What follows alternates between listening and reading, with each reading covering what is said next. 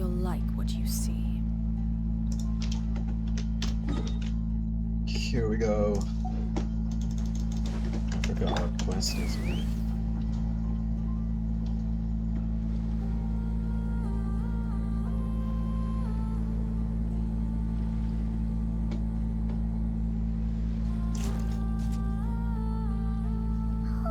Do you think the others are making good progress? Hope it's all going smoothly. Huh. Hey, look! They made it back as well! Flint's, Llama! How did it all go? All is well, thank you. All is well. Wow. To wrap things up, so they won't be joining us for now. Reminds me of Three Idiots. I ran into Miss Anefa and Miss Aino on the way back. Their work is still in progress, so I suspect they won't be back for a while either. You seem rather cheerful today, Mr. Flint's. I certainly am. I achieved what I set out to do and came away with more than I bargained for. Fighting alone can get quite tedious, but I had the good fortune to run into a pair of brave young warriors. We meet again. Albedo and Durin. Albedo! What are you doing here? Thankfully, tracking you down turned out to be a lot simpler than we envisaged. These two courageously lent me a hand while I was fighting the Wild Hunt. When they told me they were Sir Varka's colleagues, it all made sense. And given how people of outstanding talent tend to cross paths, it's no wonder you're already acquainted.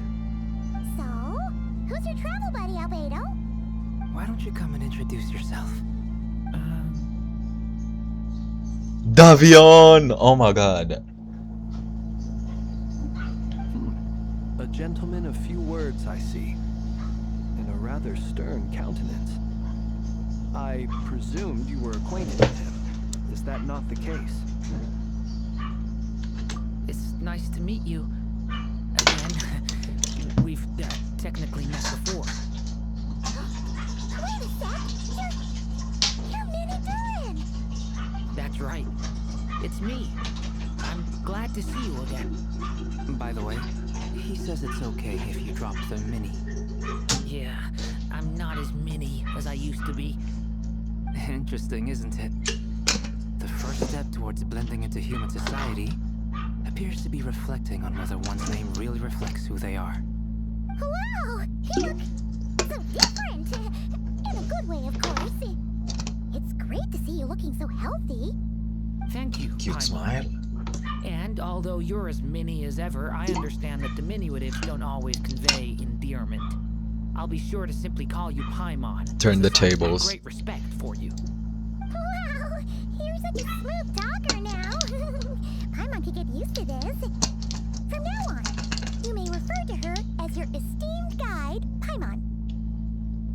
Personally, I think our little Paimon is the perfect size. When people call her Little Paimon, it's just because she's so adorable that they can't help themselves. If that's not a sign of endearment, what is? You're absolutely right, Miss Llama. My brother still has a long road ahead of him when it comes to understanding human relationships. Anyway, speaking of long journeys, didn't Columbina, leave with you? How come she isn't back yet? She's been catching up with old friends. Wouldn't be surprised if she stopped for a cup of tea or 10 on the way back. Uh-oh. People are talking about me. Hope it's nothing negative.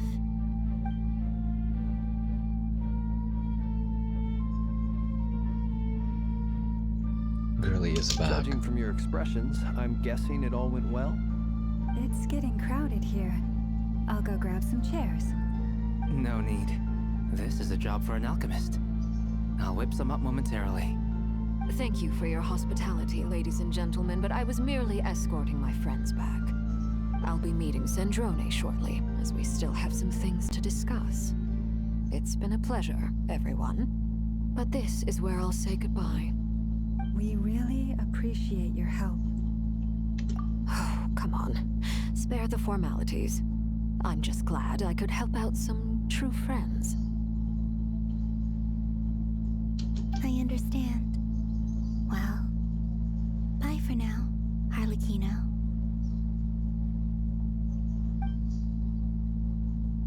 Walks like a Oh, baddie. this place is hopping. It's probably a good thing one of us left. Ugh. Otherwise, we might not fit all these people in. Mr. Boy Are Toy you is saying we're about yapping. to run out of chairs? As a matter of fact, I am. Come on in and see for yourself.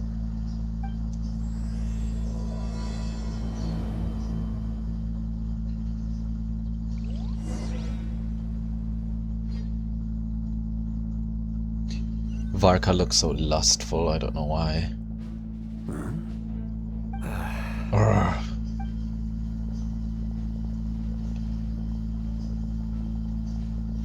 I overheard your little chit-chat outside, by the way. With Miss Columbina's colleague gone, we should be back to the original crew plus the other colleagues I brought in. Though, it looks like we have another new face. Someone else managed to rope in a colleague, too? Frankly, you and Paimon are the only people I know here. This here is Deansliff, colleague of Tibet's greatest guide, Paimon, and greatest adventurer, the Traveler. Well, not exactly colleagues, more sort of friends. When someone else jumps in to do the announcing, you know you're speaking to someone important. Let's hear what he has to say. Note to self. Once Paimon knows your name, the rest of the world will soon follow. When he comes looking for us, it's usually something important. Paimon's guessing you've heard about the Wild Hunt, then. From the looks of it, you're about to hold a meeting. If I were to say that the Wild Hunt is our mutual enemy, would that earn me a seat at the table? As the saying goes, the enemy of my enemy is my friend. Mr. Dainsliff, there's a seat with your name on it. Though, I can't promise the same for everyone else. Hey, Albedo, think you can rustle up a couple more chairs? After all this time apart, Grandmaster Varka's first order is to rustle up a couple more chairs. I've missed this. Is he being sarcastic? Hey, he's your brother. Why are you asking us? I've still got a lot to learn about the nuances of human conversation. Trying to decipher Albedo's way of speaking has been like jumping in at the deep end. Oh, good point. Paimon gets you now. Don't sweat it. There are people who go their whole lives without getting the hang of it. You're ahead of the game already.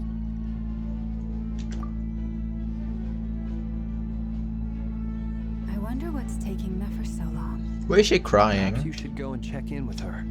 If anyone can hurry her along, it's you. I just got back from the curatorium. Besides, aren't you curious to see what's taking her so long? Miss Nefer doesn't strike me as the type to share secrets. And since gathering intel is her specialty, I'm guessing she'd prefer to keep her methods confidential. Under such circumstances, would it not be tactless for me to impose? Oh, but it's fine for me to impose. What can I say? You have an unrivaled ability to garner people's affection, Miss Moonchanter. Besides, you have far more in common with her than I do. All right then. Impressive. She barely fought back at all. I admire your powers of persuasion, my friend. As I'm sure Miss Lauma will realize soon enough, the trick in life is to always pitch in with other people's responsibilities so that you can be selective with your own. Another trick is to simply hide in the background. Crazy. Spoken like a true sage. Anyway, looks like we've got some time to kill before the meeting. Let's take a little breather, folks. And feel free to chat amongst yourselves. We'll get down to business once the other two arrive.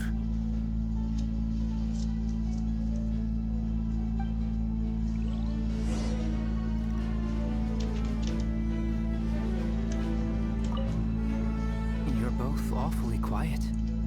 Why don't I start us off with an icebreaker? Much obliged. Have either of you ever had your portrait painted? If not, I'd be glad to help. That sounds like a lovely idea. You know how to paint, then? I dabble occasionally. He's an excellent painter. Tables, chairs, people, dragons, you name it. He'll paint it for you. I'm flattered. If I ever get the chance, I'd like to give it a try myself. I'll bear that in mind. Anyway, how about you, Durin? What sort of portrait would you prefer? Oh, I'd be fine with anything. Whatever style feels best to you. Very well. Then I'll play it by ear. You can replicate any style I want? I can try. If you show me a sample, I'll do my best to match it. Thank you. In that case, I'll dig up some reference material for you. Wow. They seem to bond fairly. Dane. Is there something you'd like to say to me? Yeah! For starters, why'd you just show up here without even giving us a heads up? If you think back to our previous interactions, you may recall that that's hardly out of character for me. You do have a point there. Oh yeah! You'll need to find somewhere to stay the night too, right? Want to tag along with us? You never know. We might get a group discount. Sure, let's do that. Great! Paimon will handle it! And in return, we can get Dainslift to be our very own personal bodyguard. If that's what you had in mind, you should have said so sooner. I'd be happy to help. Oh, okay then. Paimon was only kidding, but good to know. Anyway, since we're all here together, we might as well watch each other's backs. That's just what friends do, right? Indeed. Thank you.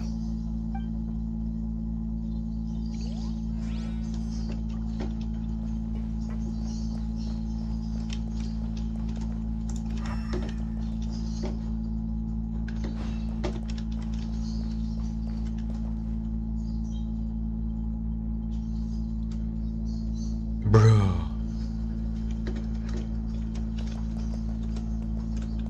I can't see his gyat. Anyways, let's just continue. Truth be told, I can't remember the last time I was in a meeting with so many people. Oh, we can't see his curves. Ugh. The Lightkeepers also struggle to bring everyone together for a serious discussion. He looks so lustful. I don't doubt that. I've only ever met two Ratniki, one being you, and the other being that young guy, Itlua. Itlua's a Itlua. good apple. I'll give him that. He's kind, honest, and regularly delivers supplies to my lighthouse. A true Ratnik to the core. In that sense, he puts me to shame. So you're what? A fake Ratnik? That's what it sounds like you're saying. But I get the feeling that's not quite what you meant.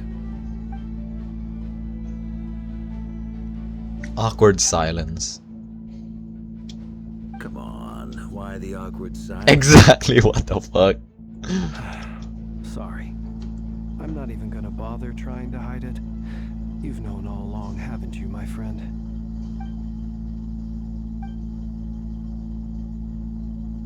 The fucking awkward silence. Now that was an awkward silence. Let's just keep this between ourselves. Probably best if Itlua doesn't know, huh? That goes without saying. Gotta be careful what you share with youngsters, after all. Anyone else in the know? Let me guess. The Traveler and Paimon? It's dangerous being too sharp for one's own good, you know. Then, in the name of the Animo Archon Barbados himself, I swear, your secret's safe with me. When we went for drinks, you said that you and Barbados were practically best buds. In the light of that claim, do you really expect me to take your oath seriously? Of course. Just as long as you don't go spreading around the fact that I'm close with Barbados, all right? Fair enough, then. Nothing like a bit of mutual leverage to seal the bonds of friendship.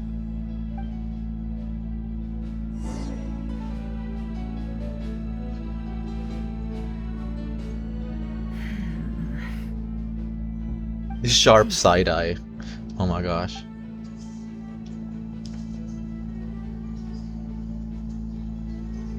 Ah, Miss Nefer. You made it after all. But what about Yehoda? I'm here to give you an update on how things are going on our end. Once this is over, I'll be heading straight back to continue my work. I left Yehoda back at the curatorium to watch over things while I'm gone. So much for just this once. Shh! Not so loud! We're on a roll here. What if she remembers and suddenly decides to back out? Did you say something, Mr. Varka? I didn't say anything. Right, Flints? Must have been a frog. They get so noisy around here at nighttime. It's like they're putting on a concert in the background. Anyway, before we begin, there's a few introductions to make. Let me start by saying that it's an honor to be speaking before so many distinguished colleagues and collaborators. First up, we have Miss Lauma. As Moon Chanter, she's the leader of the Frost Moon Scions, a local religious community in Nodcry. Then there's Miss Nefer, boss of the Curatorium of Secrets, an intel gatherer extraordinaire. Nefer is leading the investigation into Rerer's background, assisted by Yehoda and Lauma. From the little I've heard, they're making some great progress. Over here, we have Mr. Flints, a Ratnik and guardian of the abandoned lighthouse. In our last operation, he courageously distracted the Wild Hunt to buy time for the rest of us. For those of you who've never met, this is Mr. Albedo, a renowned alchemist and captain of the Knights of Favonius investigation team. By his side is a new face for us all, myself included, Mr. Durin, who has come to lend his aid. Next up, we have the Moon Maiden and former Fatui Harbinger, Miss Columbina. Then we have the Traveler, who's earned more titles than I could possibly hope to list out, so I'll spare you the rundown. And Paimon, the ultimate travel companion and quite possibly the best guide in all of Tevat. Wow! That's a lot of people! Great turnout! Miss Nefer, it looks like you might have another job coming your way, so, congratulations on the booming business, I guess. You think I haven't got enough on my hands as it is? Who's looking for me now? That would be me, Miss Nefer. I have a commission for you. And you are? Who I am doesn't matter right now. What does matter is that I'd like you to gather more intelligence about the Recher of Solnari. Well, it's not as if we never take on anonymous commissions. But in your case, I'll have to decline. I'm gonna take a wild guess and say your job's probably more hassle than it's worth.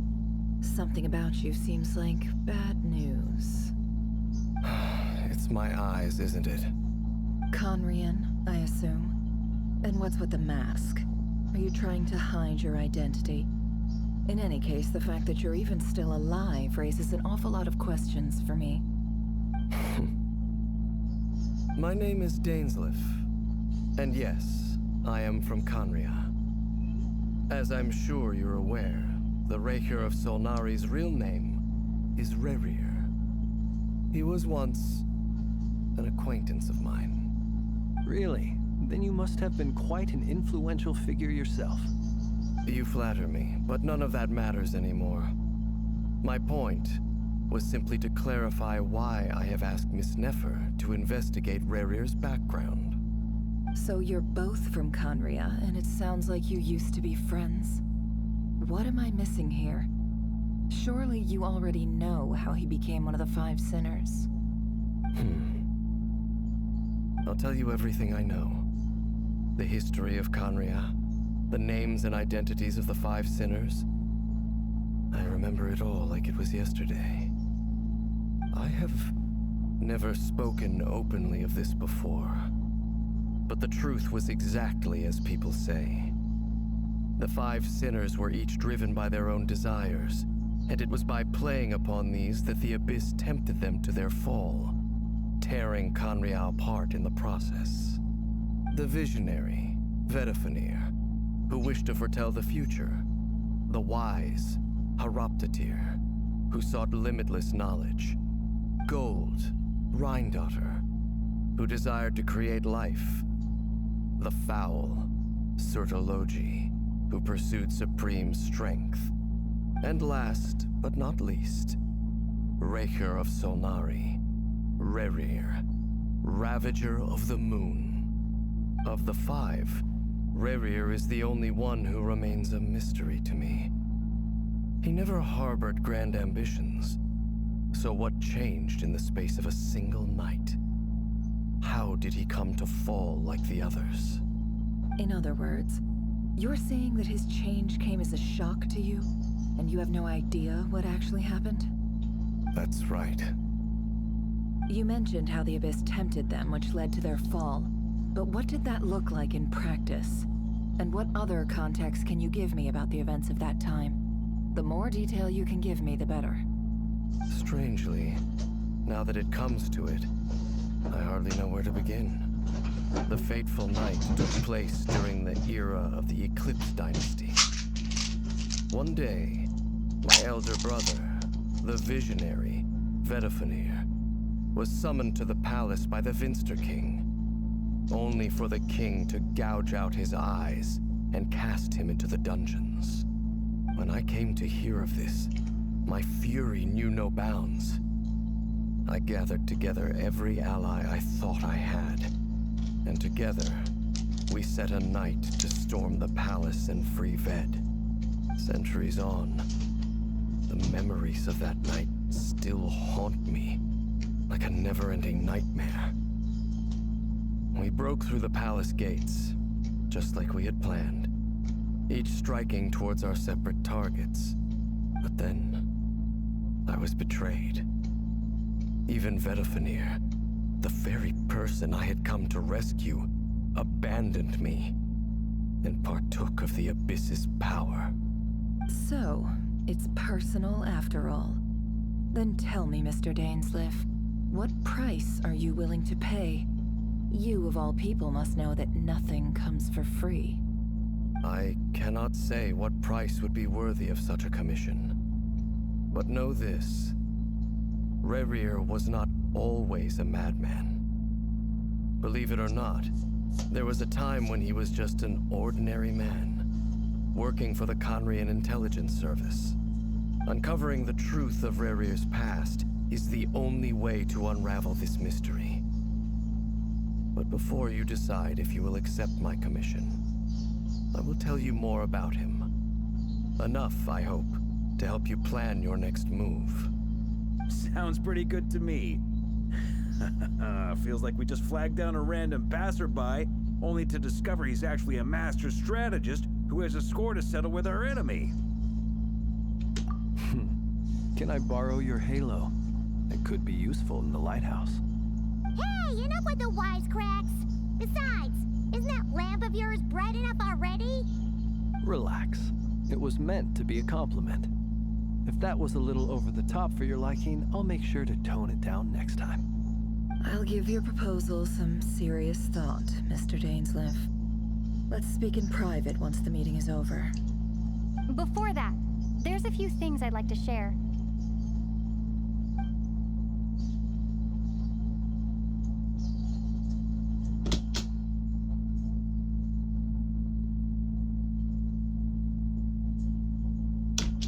Now that we've united the hearts of the 3 moons, your power should be greatly enhanced. But it seems like that hasn't happened yet. I believe it will take a little longer. You've done so much for me, so I want to be completely honest with you all. Even though I'm doing a lot better now, the truth is, my recovery will likely be an ongoing process. From the moment I was born, my power has been slowly ebbing away. And that is because Tevat has never accepted me. Even with the moons united as one, it seems my rejection cannot be undone. So far, I have yet to find a solution. It may turn out to be a problem that will plague me until the day I finally leave this place behind. Even so, I will do everything in my power to help you drive out the Rerir of Solnari. As Arlecchino put it, this is not about chasing the spoils of victory. It's just a gesture of heartfelt gratitude. Kutar.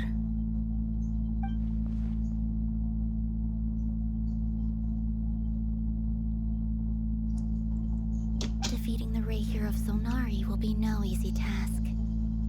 while my strength slowly recovers, we'll also need to gather more intel. Naturally. We should take all the help we can get if we hope to defeat him. We've considered several viable plans now, but our choice hinges on the answers to a few key questions. Is it even possible to kill Rerir? What experiences shaped the person or monster he became? And what's he really after? Given Albedo's expertise in alchemy, I think we should leave him to try and answer the first of these questions. Understood. As for the other two, I'm afraid we'll have to count on you again, Miss Nefer. Believe me when I say it's not my wish to burden you. But right now, relying on your skills is our only option. So you're placing all your hopes on me, huh? We can't thank you enough for agreeing to help us. Honestly, I can hardly believe how lucky we are. You sure have a talent for changing your tune, Miss Moonchanter. Timid like Yehoda one moment, then flinches insincere flattery the next. Ladies, please. I must object to your portrayal of me. That's all. Feel free to keep bickering. Just pretend I'm not here. I almost don't want to leave this room. I'm curious to see how this plays out. I have faith in you, Miss Nefer. Something tells me you'll stand by us until the very end. Oh? And what makes you so sure of that? What if I suddenly decide that my compensation is insufficient? This isn't about the money. I can sense that you've got a deep-seated distaste for Rerir. And knowing you, that alone is motive enough. Look at them getting along so well. Like two peas in a pod. And I'm the one they accuse of insincere flattery. There is no justice. Miss Lauma, you have to understand something. Unlike you, I don't actually enjoy having everyone's hopes on my shoulders. Is that right? Well, maybe the fact that I'm willing to put my hopes in other people says more about me than you. But the fact is, I also trust you. And that's because I know that you're someone we can count on. Anyway, we've got our plan, so let's get moving. Mr. Dainsleif, let's talk. And Traveler, once we're finished, if you've nothing else planned, I'd like you to come with me. This whole experience is teaching me a lot. For instance, I now know that when other issues come up in the future, I'll have far more luck getting Lauma to convince Miss Nefer than trying to do it myself. Hate to say it, friend, but that's one of the funniest things I've heard in a while. Why? You think I've got it wrong? Quite the opposite. But what makes it so hilarious is how long it's taken you to realize.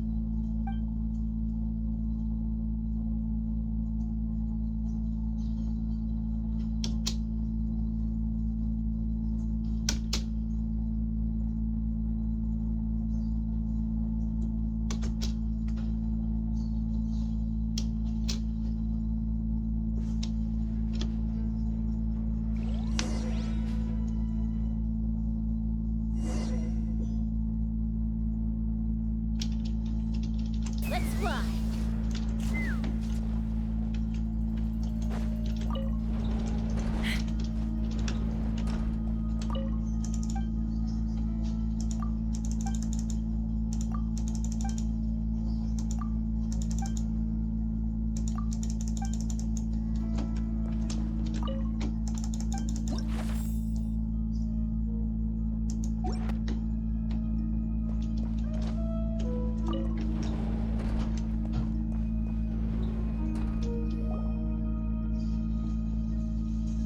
Thank you for waiting.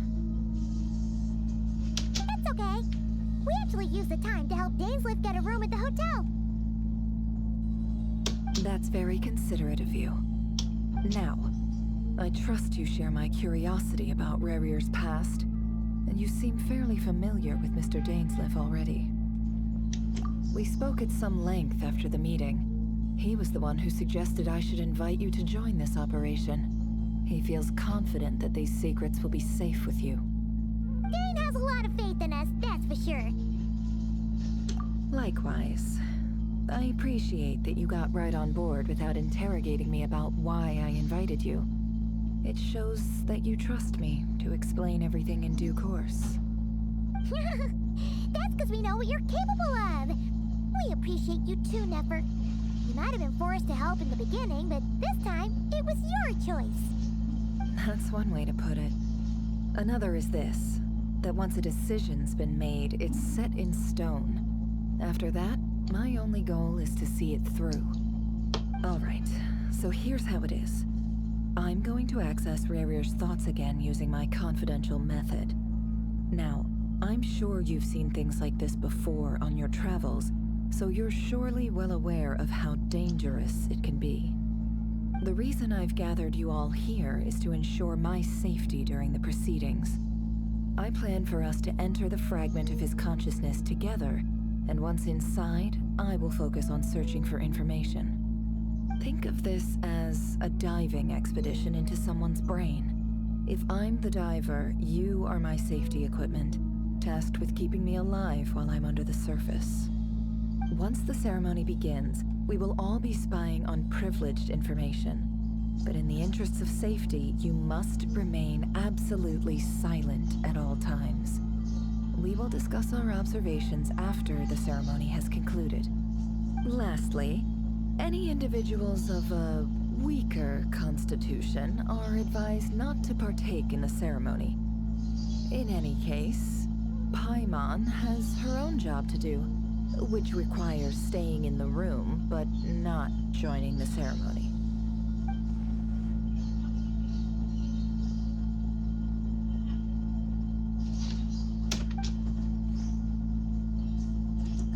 Well, good luck, everyone.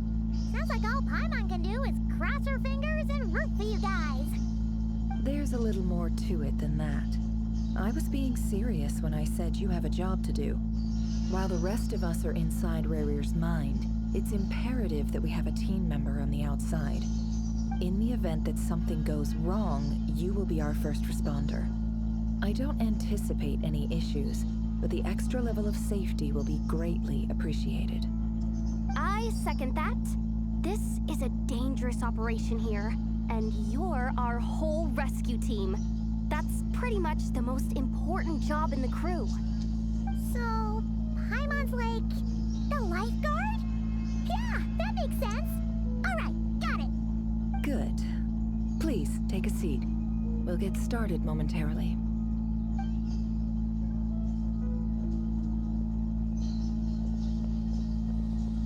So, did Mr. Dainsliff tell you anything else? He told me that he believes Rarir kept some big secrets in his life. He's not sure that they were the cause of his eventual downfall, but he's asked me to uncover what those secrets were all the same. But surely you're not planning to go through with this, no matter the cost. If you think that, you'd be overestimating me. I'm a businesswoman, not a mercenary. But I do have my own professional reasons for taking this job. You think I'd turn down the opportunity to get a first-hand glimpse into Conrian history? No chance. Hey. As long as you don't let morbid curiosity get in the way of safety concerns, we're good. We'll do whatever we can to help you. You're such a killjoy.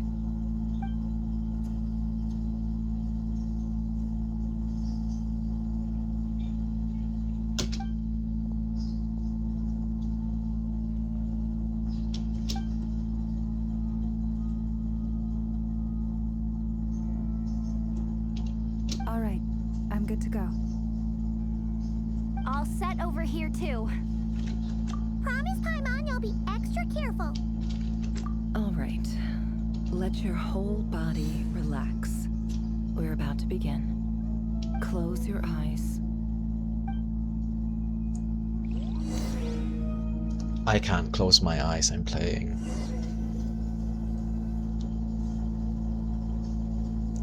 Phew. Could this be his office? Pretty standard setup. Bookshelves, paperwork, files.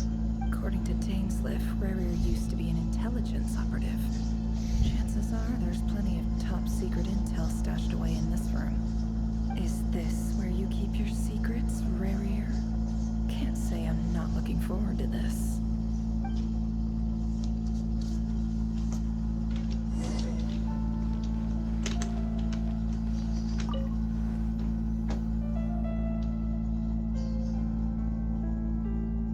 Today's files are in.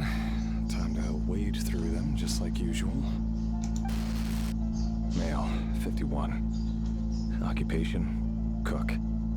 Confirmed Crimson Moon descendant.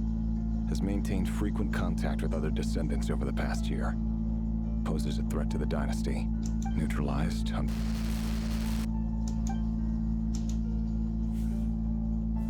This one should be archived under purged targets. Female, 23. Occupation, office clerk. Confirmed Crimson Moon descendant. Has maintained frequent contact with other descendants over the past year.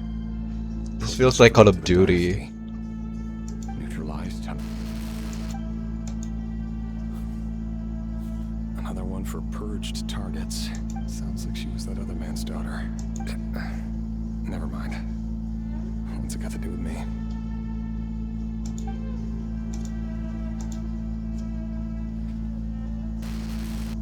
Male, 40. Occupation, teacher. Confirmed Crimson Moon descendant. Has been observed making contact with other descendants during the past year. Poses a threat to the dynasty. Neutralized on... Just another nobody for the archive. Come to think of it, I remember surveilling this man. A case like his never would have been considered a priority in the past. He barely even interacted with other Crimson Moon descendants. Female, 16. Occupation, none. Orphan and confirmed Crimson Moon descendant. Has been observed making contact with other descendants during the past year. Poses a threat to the dynasty.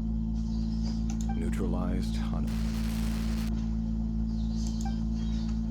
He's not even looking at the paper, he's looking up. File. What the fuck?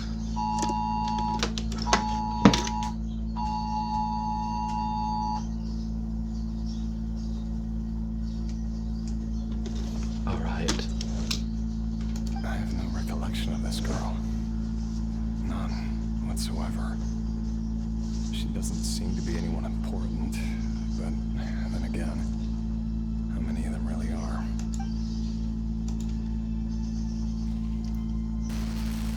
Female, 13. Occupation, none. Orphan and confirmed Crimson Moon descendant.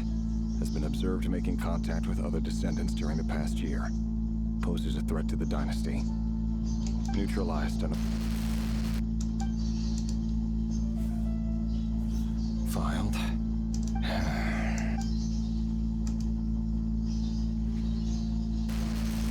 Male, 11. Occupation, none. Orphan and confirmed Crimson Moon descendant.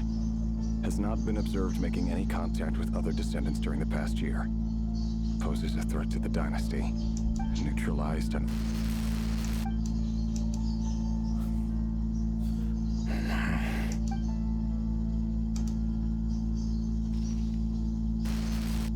Male. 6. Occupation, none. Orphan and confirmed Crimson Moon descendant. Poses a threat to the dynasty.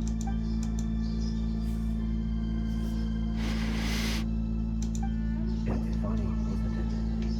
Your job is becoming both harder and easier at the same time, depending on how you look at it. Sooner or later, the Crimson Moon descendants will be completely wiped out.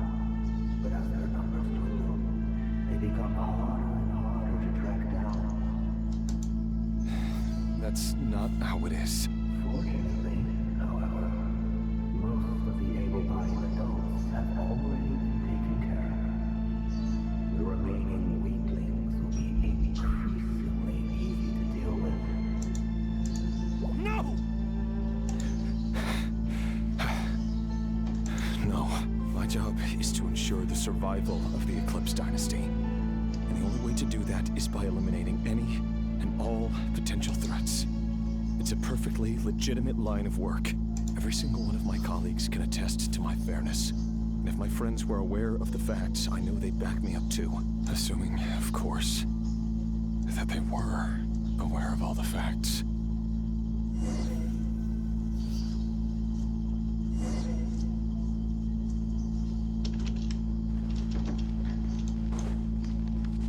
It all adds up. No more lies. Yeah.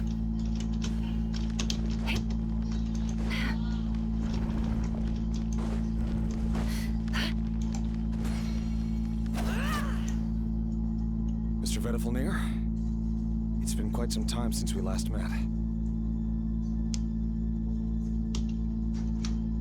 Revier, I trust you're here because you have something important to discuss. Forgive me.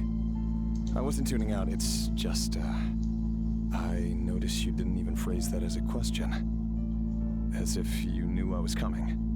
Tell me, does someone in your position ever feel the need to ask questions at all? It is indeed within my power to foresee certain things. Things like your arrival. I was just thinking, it won't be long before I'll be inviting both you and Dane to my wedding. That isn't a lie, but nor is it a fact as such. It's a wish, isn't it? No fooling a prophet, is there? Ever since that day we met for drinks, I knew it was only a matter of time before you came looking for me. Does it feel good? Knowing how the future will unfold. I'm afraid the notions of good and bad fail to capture the complexity of what such a power entails. Once you've seen what will come to pass, it can be all too easy to succumb to fear and melancholy. Unless, of course, you learn to abandon these feelings. You fear my silence, and long to hear the words I left unspoken that day. That's right. You must have noticed my reluctance to broach the subject. And the reason is simple. Because the truth could never have lived up to your hopes. For both our sakes, such words are better left unsaid. The burden of prophecy was never meant for your shoulders. So who exactly do you deem worthy to hear your prophecies? None but our exalted king? Or rather, our king as he once was. You're closer to his majesty than I am.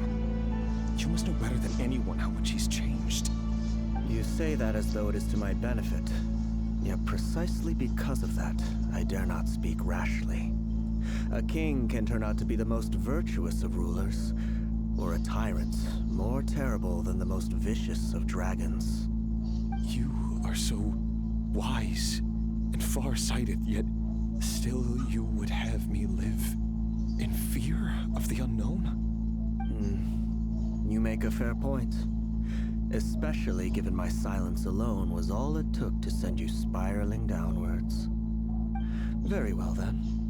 Let me offer you some advice. And I say this not as a prophet or a visionary, but simply as the brother of your friend. For many reasons, there is very little chance of your marriage ending in happiness. If happiness is what you seek, you should find another fiancé.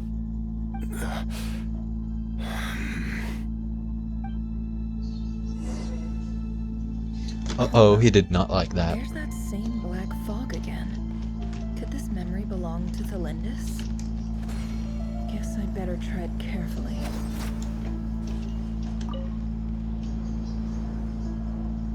Wait. Hear me out. This time we finally got a clear look at his face and learned his true identity. His name is Rerir, and he claims to be one of the king's guards. What did you say? A cruel irony, isn't it?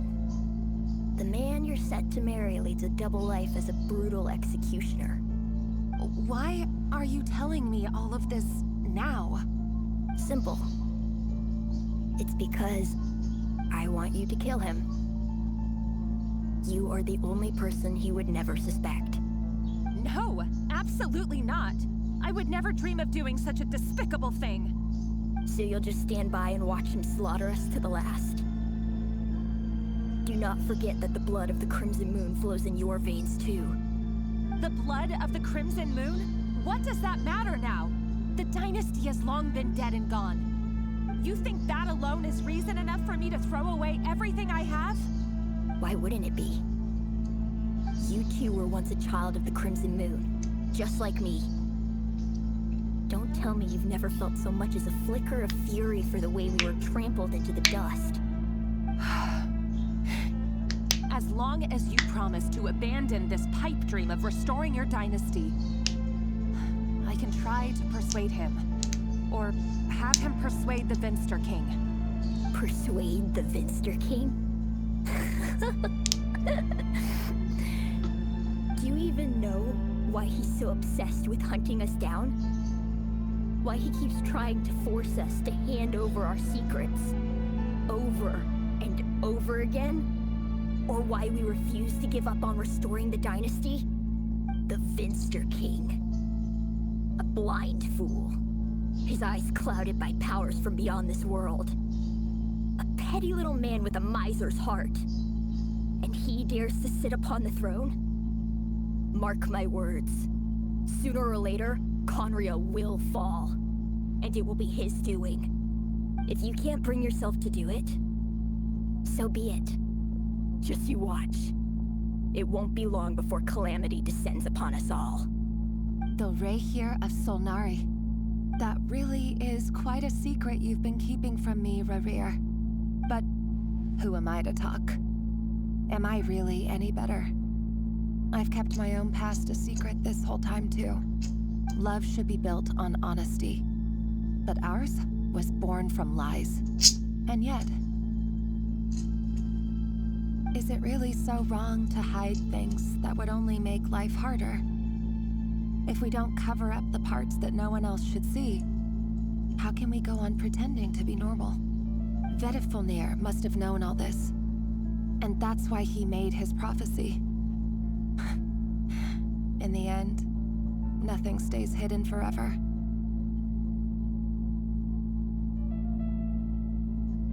But I won't just sit by and watch this disaster unfold. I'll do everything in my power to protect what I cannot afford to lose, no matter who I have to face.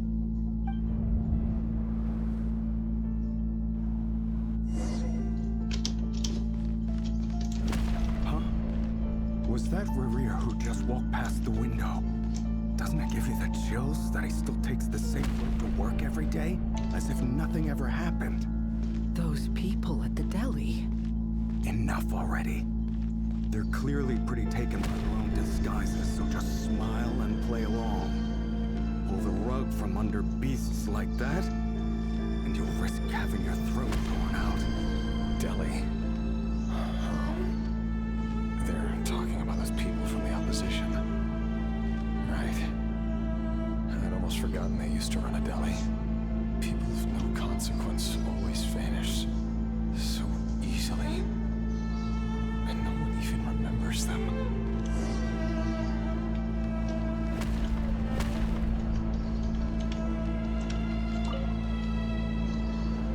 But surely you can see he's not the man he pretends to be.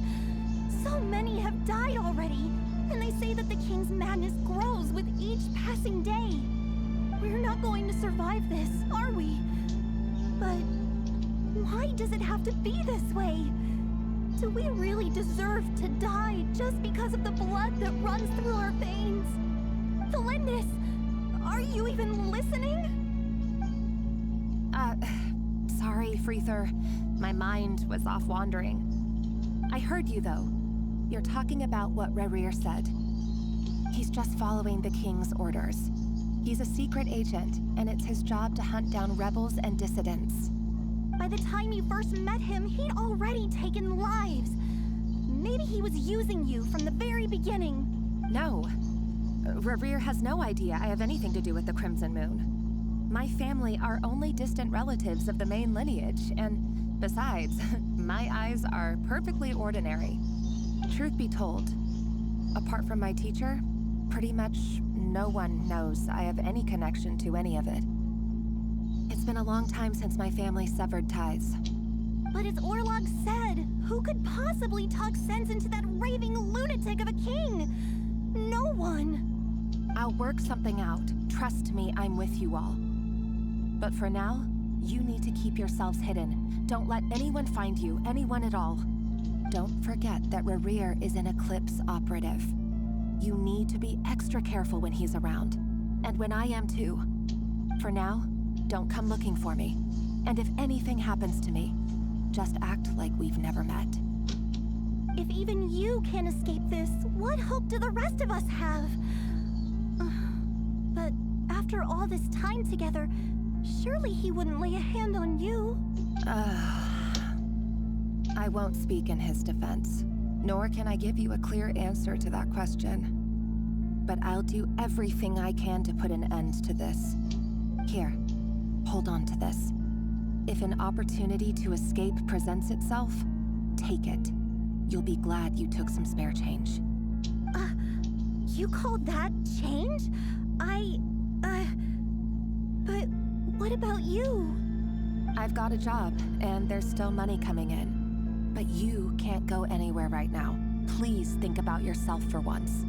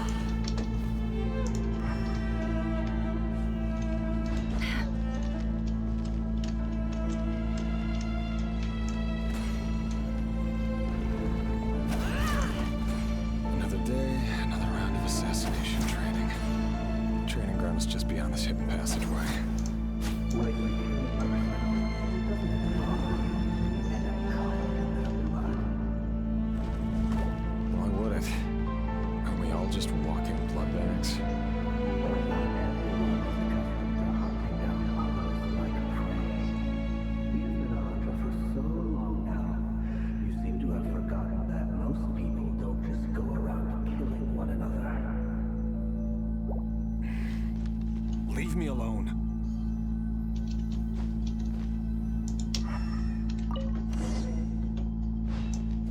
Make sure you have a firm grip on the handle. Then choose your angle well. Keep your movements light and brisk. And the privilege sets a thing.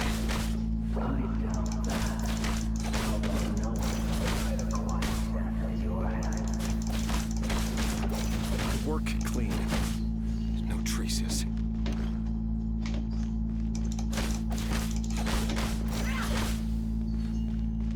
Can't hide the truth. That doesn't make it open and above board, though. The thing that happens to you right now. Someday he doesn't. That won't happen.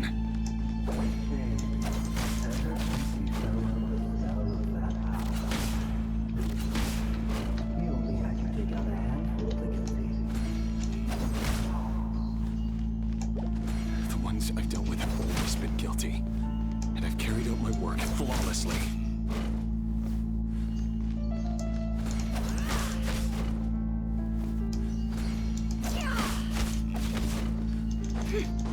Can't hide the truth. No more lies.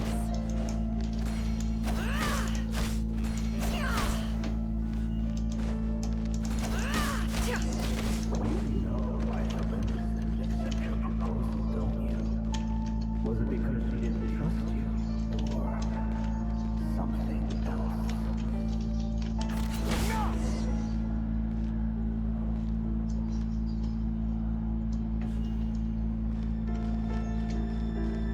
These innocent children. Oh my gosh. Valindis, do you still remember Orlog? Orlog? The boy who was pretending to sell flowers. You spoke for quite a while, didn't you? Yes, we did. What about him? He was arrested 2 days ago. Chances are he's already dead.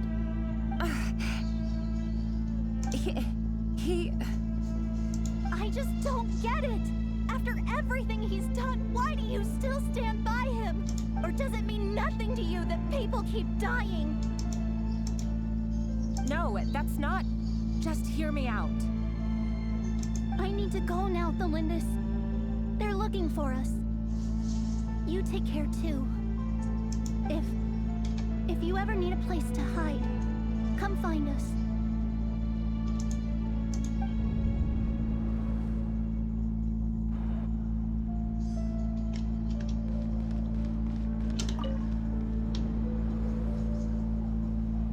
Author Thelindis.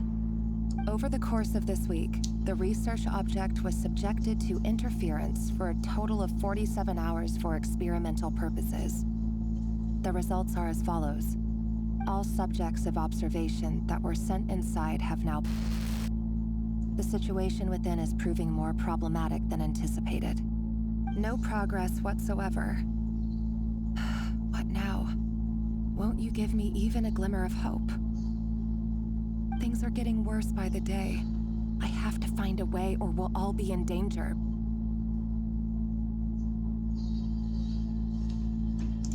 But I... If all this research comes to nothing, what then? Sooner or later, it'll be my neck on the line. But could he really bring himself to kill me? No. Surely he wouldn't have the heart.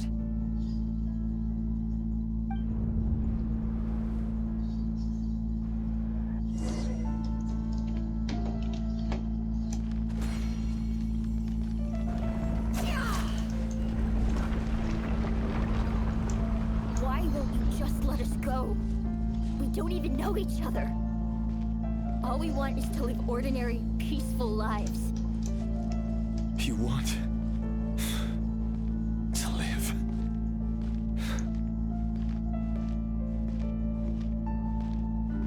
Yes. I just want to go on living. Is that really such an unforgivable crime?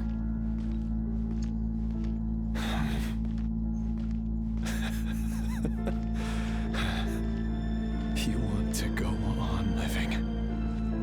I want to keep living too. To keep living forever. That's why I have no choice but to continue on the path I'm on. If only some savior would suddenly swoop down and change the way the world is. Too bad that's not going to happen. Imagine that.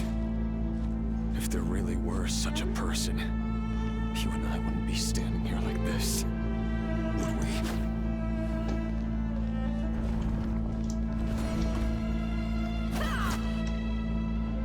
Today's files are in. Time to wade through them just like usual. No, I don't get tired of it. It's my job. And not only am I lucky to have it, I'm good at it too.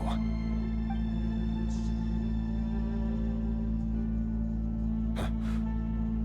Wait. That's... Thelindis?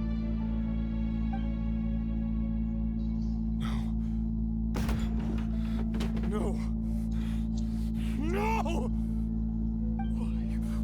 Why? But you bear no mark of the Crimson Moon. How could you possibly have anything to do with them? It cannot be. A diluted bloodline. Carefully concealed. I see it now. You've been living in the shadows just like me. What a fool I've been. Numbing myself with talk of justice.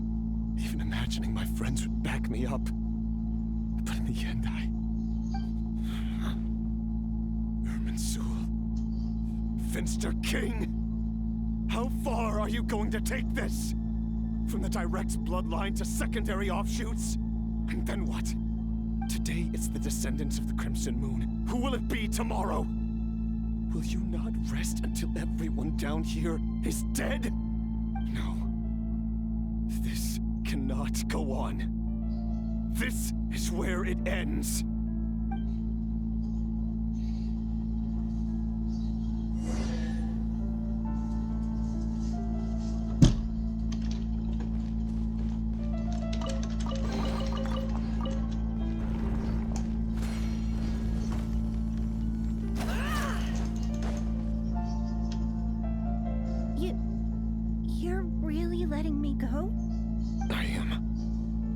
as long as you can guarantee that no one will find you.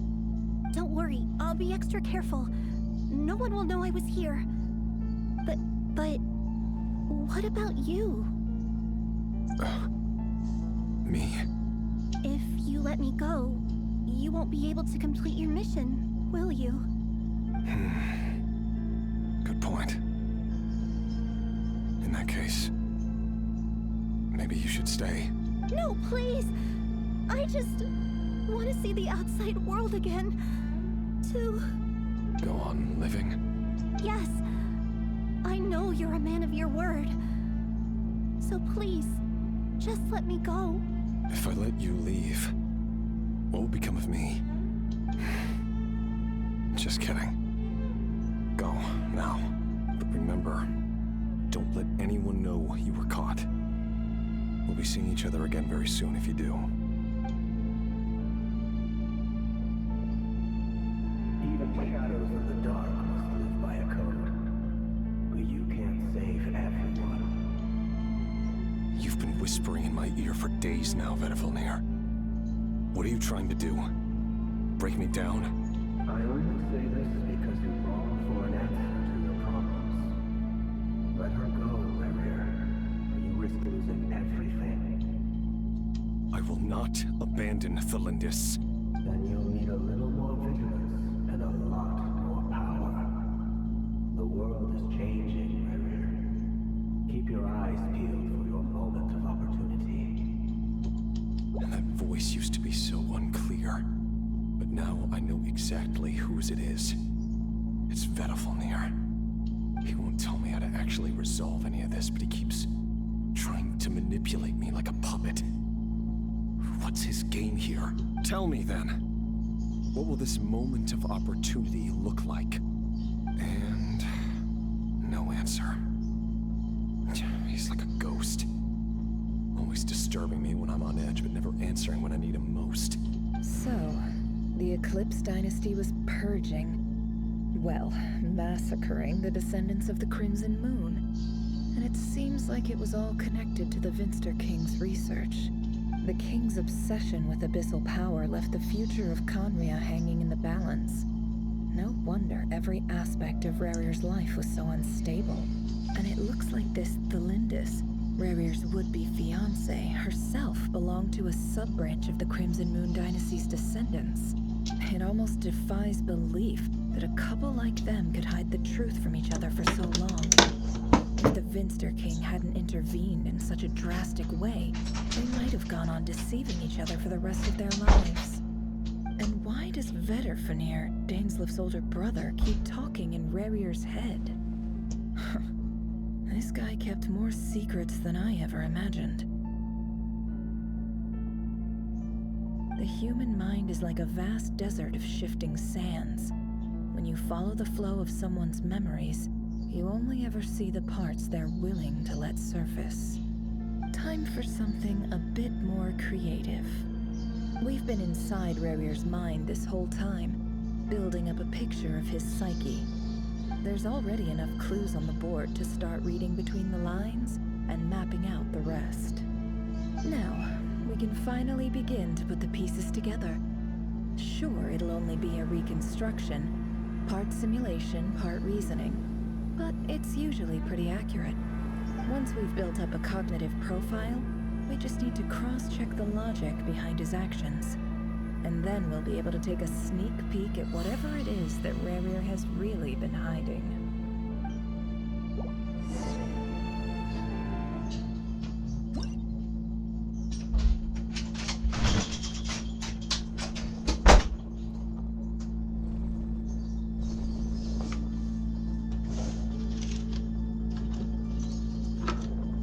Rerir, are you there?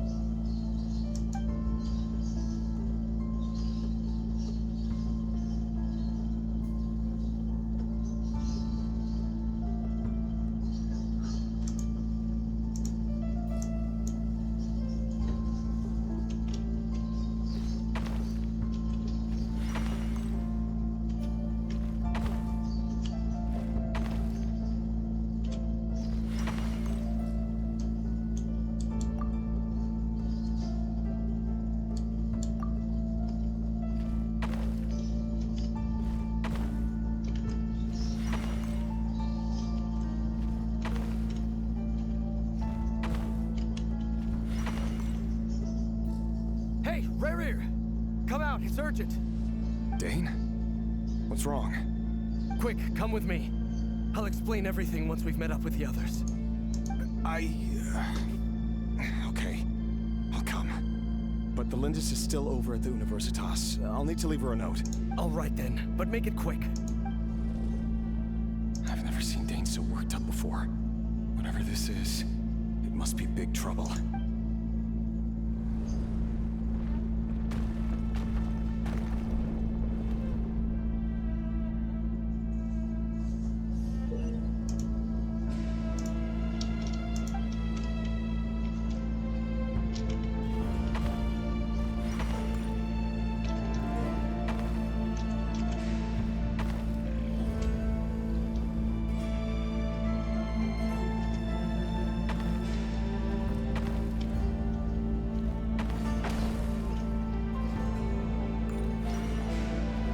This stupid fucking camera angle, I don't know where to click.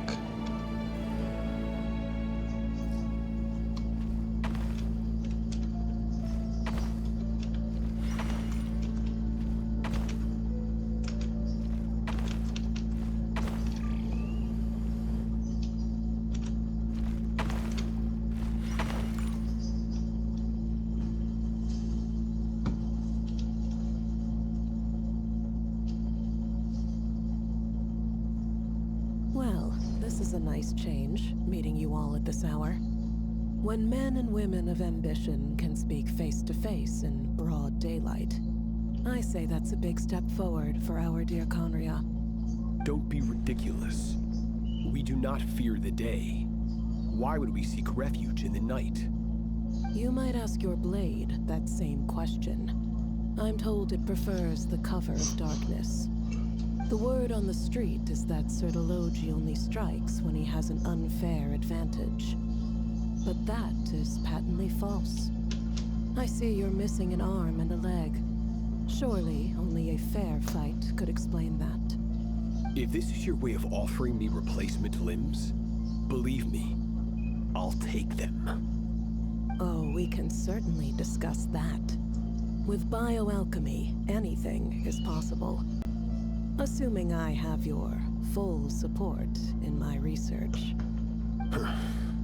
Lunatic. Robtatir, what brings you here? Why, Dainsleif, of course. He invited me. Please, cast aside your apprehensions, Miss Rhindaughter. Whatever the rumors may say, I am but a humble servant of the king, and I can assure you he affords me no greater convenience than he does you. Well, the Universitas Magistrorum won't stop fawning over you, so at least some of the rumors must be true.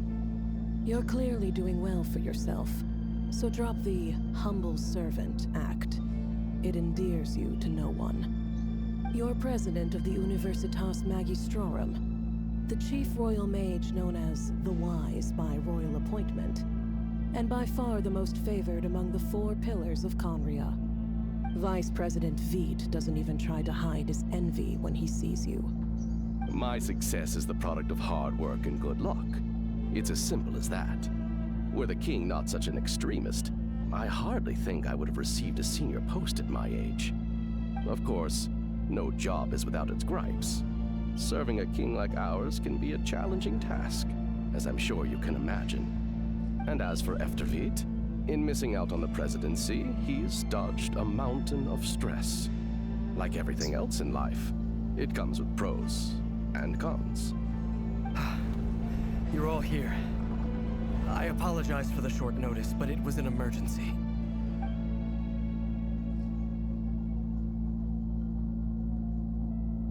You must be Rarir.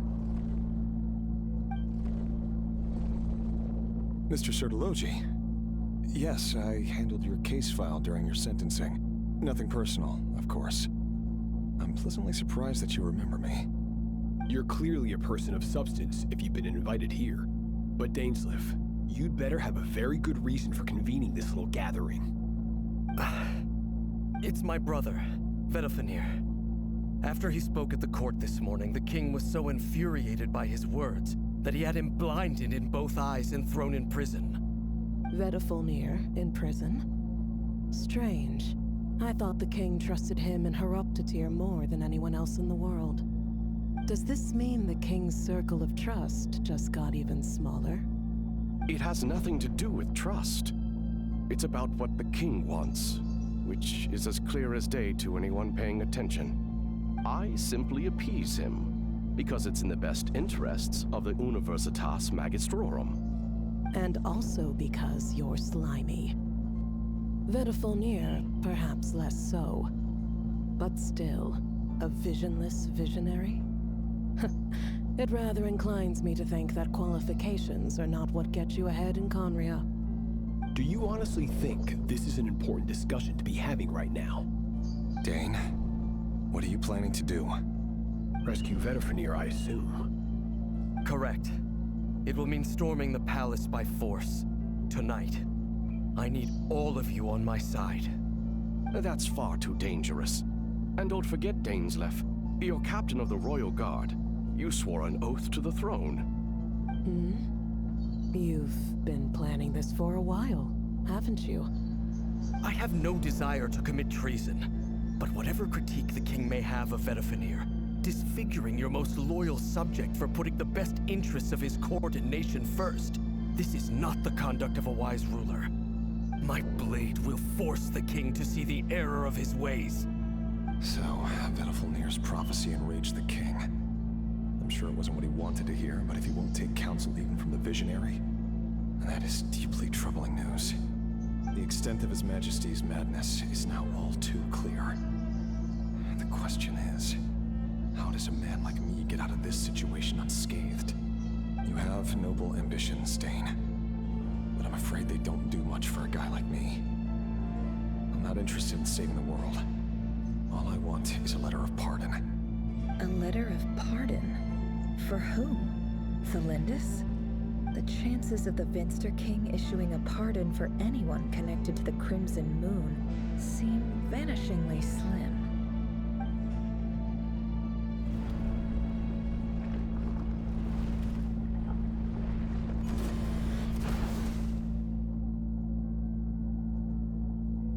This black fog over the board must have some connection to Thelindis.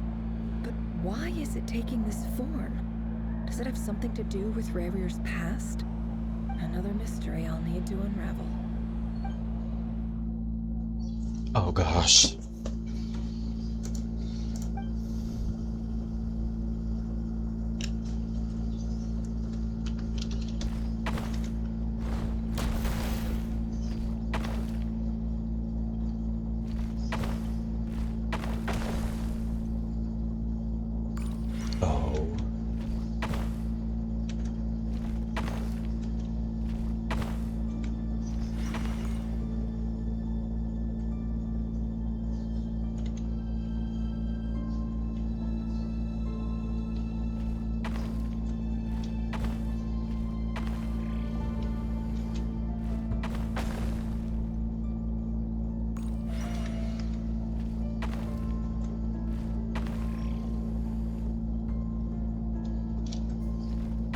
This stupid fucking the camera angle is making me think that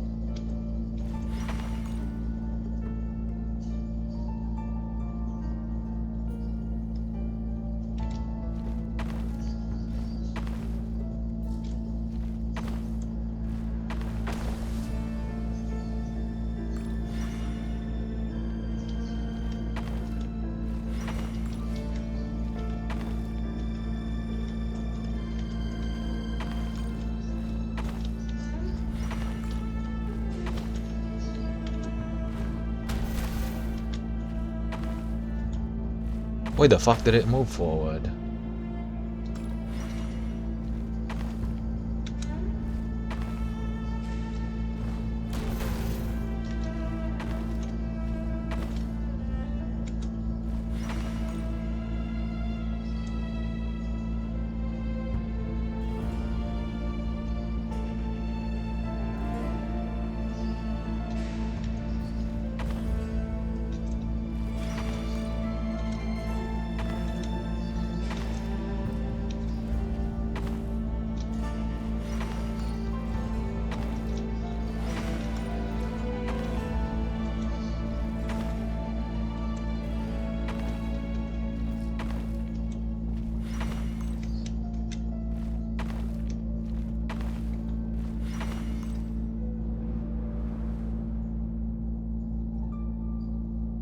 Author Thelindis.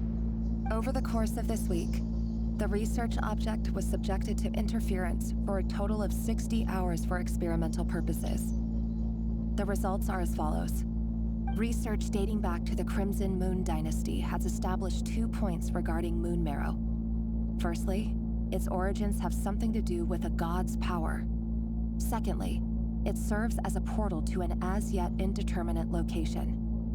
Moon marrow can thus be defined as a spatial gateway. However, there are a number of hurdles to overcome before we can answer the question of where it leads to. To start with, opening the gateway requires a specific power source, which the relevant literature indicates. An enormous amount of power is then required to keep the gate open. Currently, the total power output of our instruments remains in the single digits. To make matters worse, I am now the only staff member remaining in the Moon Marrow lab. The Universitas Magistrorum recently decided to move most of its personnel into abyssal energy research, which has stymied all Crimson Moon-related projects. This is not a wise move. I have always maintained that placing all our hopes in a single source of power is risky, especially one as poorly understood as this. As well as making ourselves overly reliant on a single resource, we are neglecting other promising technologies. I apologize if this comes across as disrespectful. But as a Moon Marrow researcher, I desperately want to see the world beyond the gateway. If we really made it there one day, what would we find? And how would we go about taming the unknown? My imagination is endlessly fueled by questions such as these.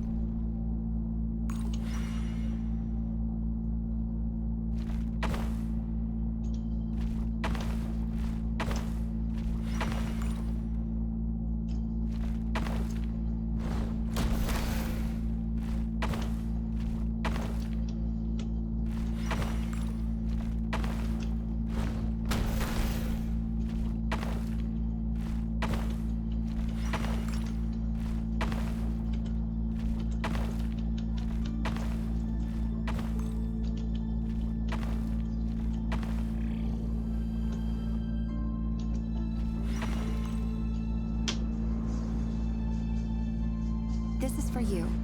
I heard you're gonna leave the city with your parents. Thelindis, did you hear about what happened? I've heard nothing.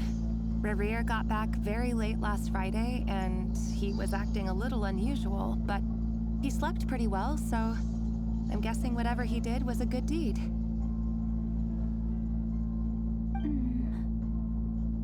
You never saw him, and I don't know what he did. And this conversation never happened. You understand? What if he finds out that you pried into his secrets? Don't be silly.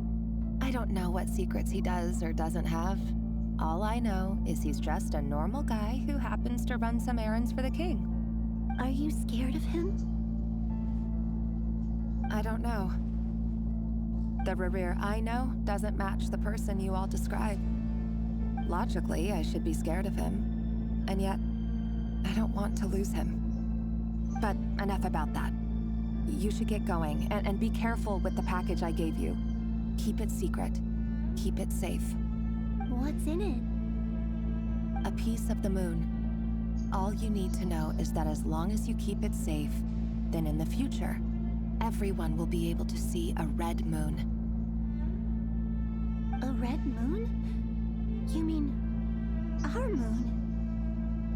That's right. Our moon. Promise me you'll look after it. I promise, Tholindis. The Crimson Moon bloodline will never die out. Its light, the color of blood, will become like a fire that flows in our veins, no matter how long it takes.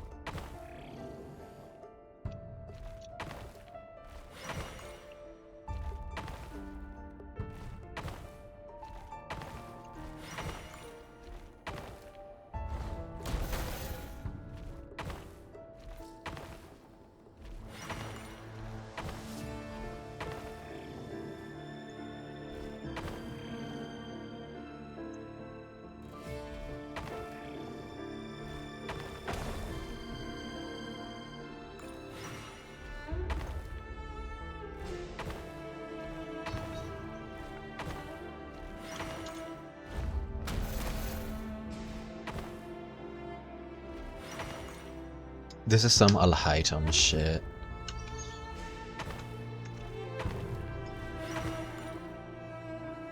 Hurry, everyone, and stick to the plan. Sir Dainsleif, what are you? Is this treason? You know what happens to those who betray the throne. Please, don't do this! It is the king himself who has betrayed the throne. He has betrayed all of Conria. If you have any love left for justice in your heart, you should join me. It's showtime. Dane and his group will handle the troops in the palace. Then Hraptatir and Rhydaughter will disarm the security measures.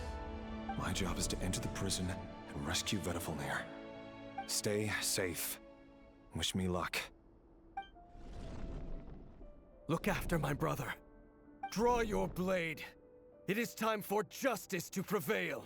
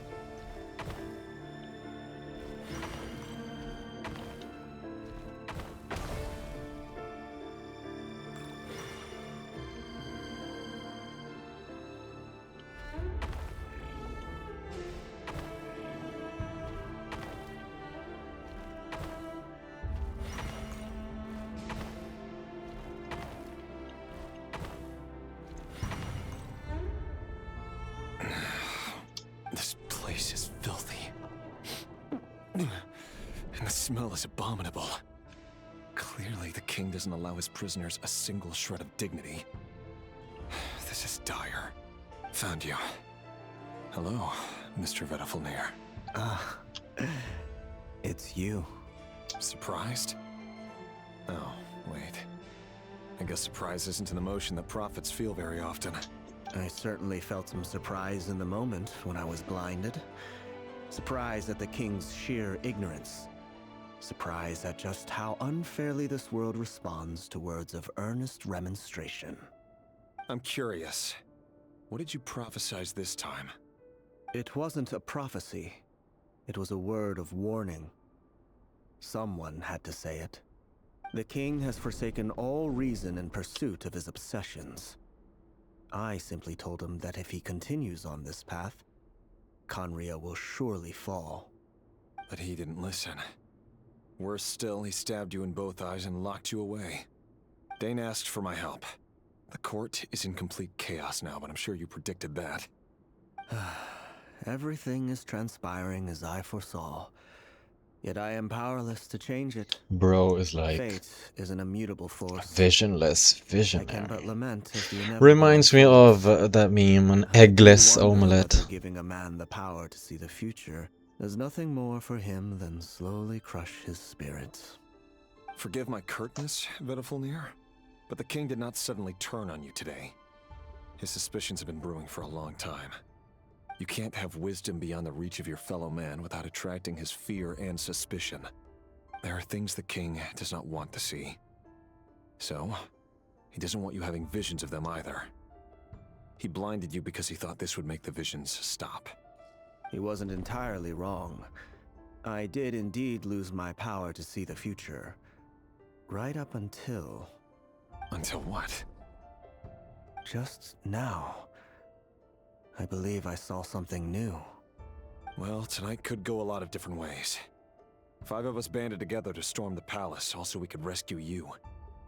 This will go down as the most tumultuous day in Conrian history. I sense hatred in you. But also hope. A desperate hope that with the tyrant deposed, that will be the end of the story. But this is not the end. It is the beginning of a new chapter, in a whole new story.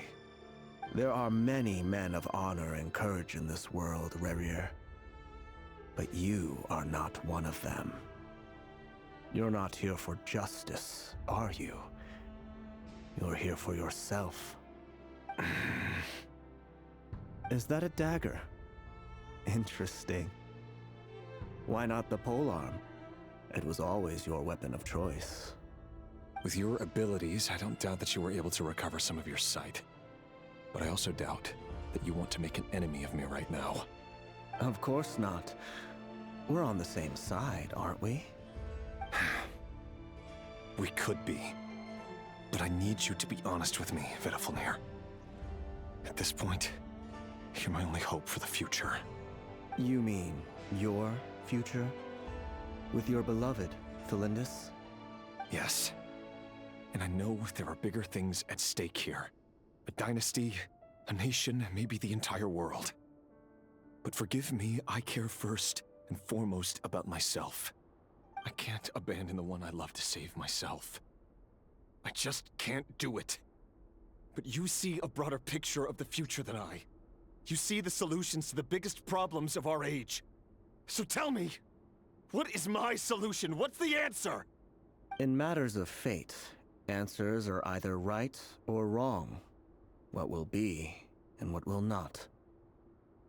Maybe you are willing to pay a certain price in the pursuit of happiness, but unfortunately, fate does not negotiate.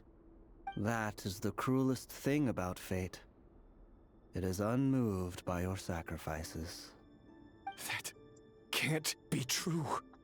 I know it's your voice that I keep hearing in my head, urging me to see how the world is changing, to seek more power, so I can protect the things I love. You show me disaster, but you won't show me how to avoid it? Why? Why are you doing all this? My voice. In your head.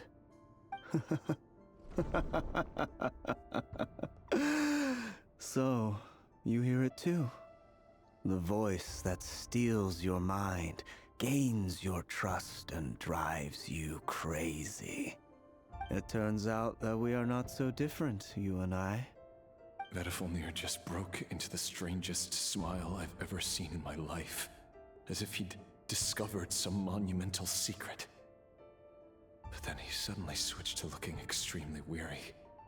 Very well then. My advice to you is as follows. You must persevere. Whatever trials and tribulations you may face, be steadfast in the belief that they are your path to the future. For as long as you live, your story with Thelindis shall not come to an end. That is the only chance you have of fighting back against fate. It is up to you whether you believe my words.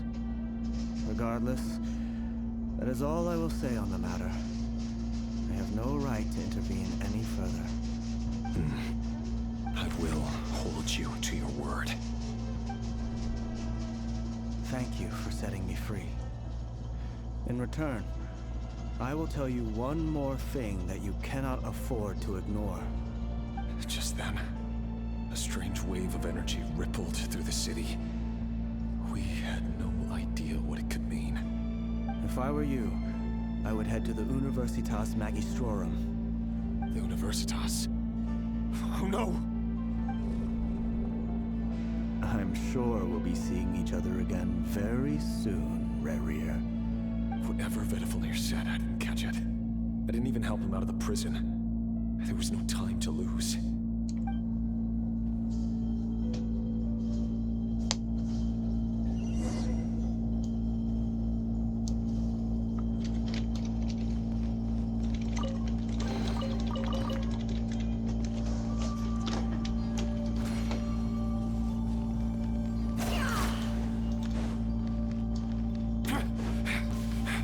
Monsters?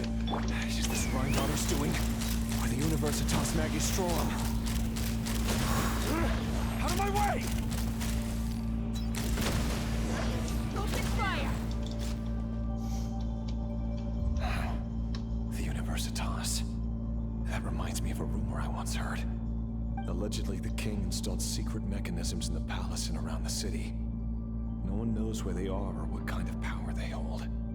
But if they were ever gonna activate, it would probably be on a night like tonight. Help! Help! Hold on! Don't let them anywhere near you! Save me! I can't! Ah! That sounded like an explosion. So the rumor is true? The king really went through with it? What other means does the king have at his disposal?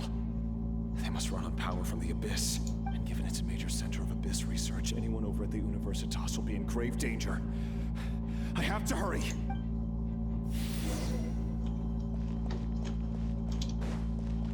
Let's fly! The help reminds me of the House of the Dead. What? You have to... Oh my god. You have to kill. Why can't we just head there using Chaska? Open fire!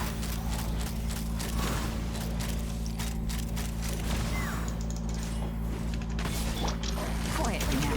Game's up. Fun's over. Gotcha. Laid bare.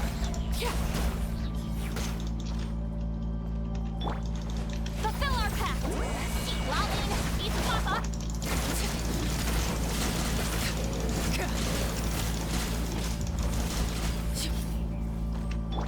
Let's fly! Bullseye! Locked on!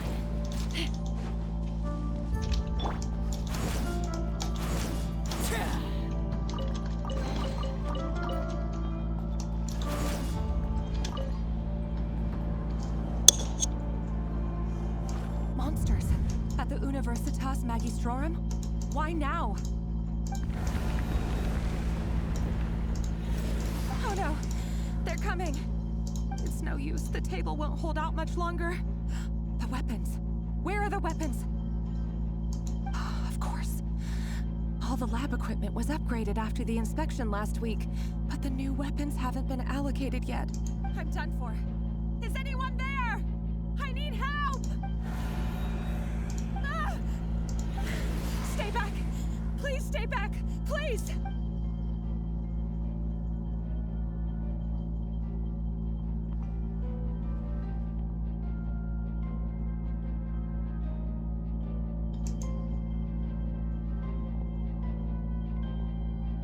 First she was scared, now she proceeds to be unbothered. What's that? Reverie! So the rumors about your work are true. What? No! Listen, something happened at the palace tonight. We have to leave!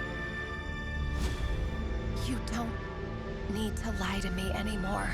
What do you mean? I know why you're worried, and I will respect the decision you've made. But it's okay, because I found a solution. I know how to end all this. You can have it back. The normal life you so desire.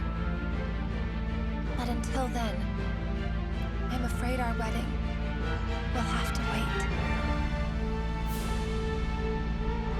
This? No, don't do it! Cylinders! Cylinders!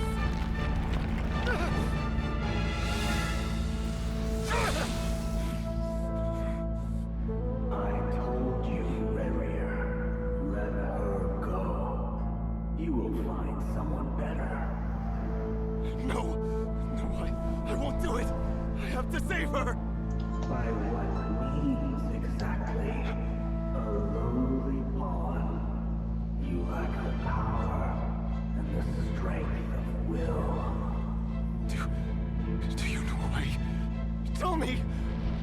Come to the palace. Join us.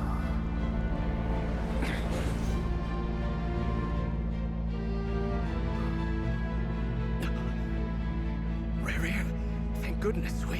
Step forth and take your share. You made it. Not you too.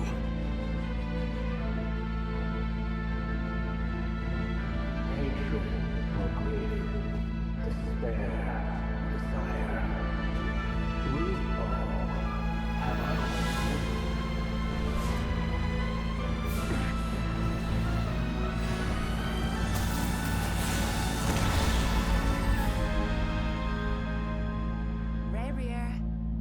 Reverie! Cylinders. Were you daydreaming?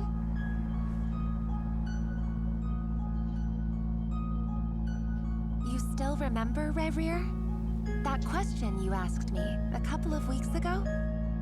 Oh. You mean the proposal? Yeah. I'm wondering, where do you think would be a good place to discuss it? Maybe in the garden? Or were you thinking a fancy restaurant? It's your choice.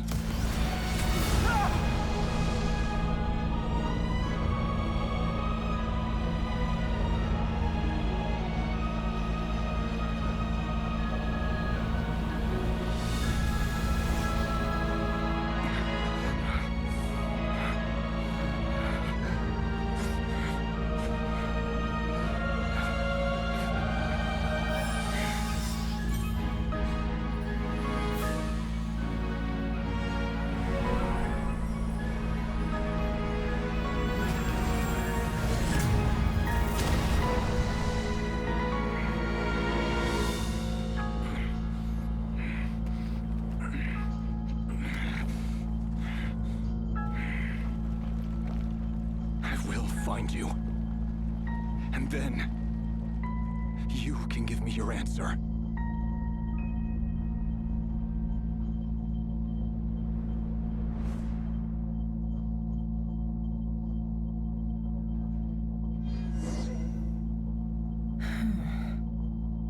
So that's how the Raker of Solnari was born.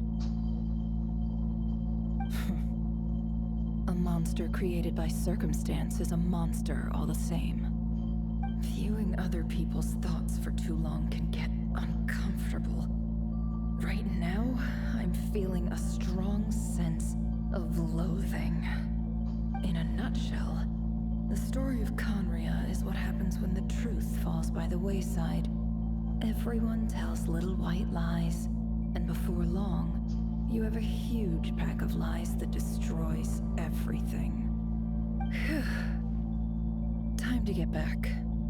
His past is filled with sorrow, but the tale of any fallen civilization is one of endless tragedy. Cruel as it may be, that was Conria's fate.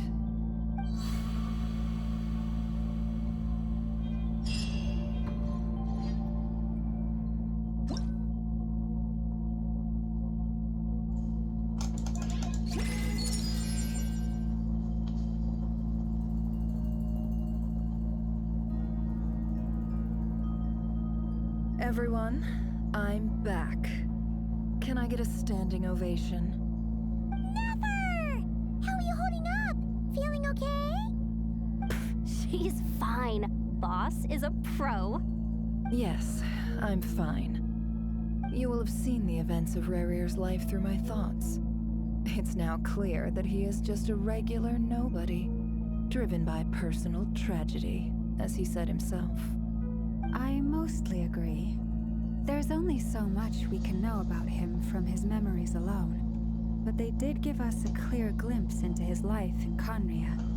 However, I would not consider Rarir to be a nobody. He was deeply involved in the events of that era. Yet, when the catastrophe of a generation strikes, nobody is safe. Sounds to me like you're speaking in riddles again.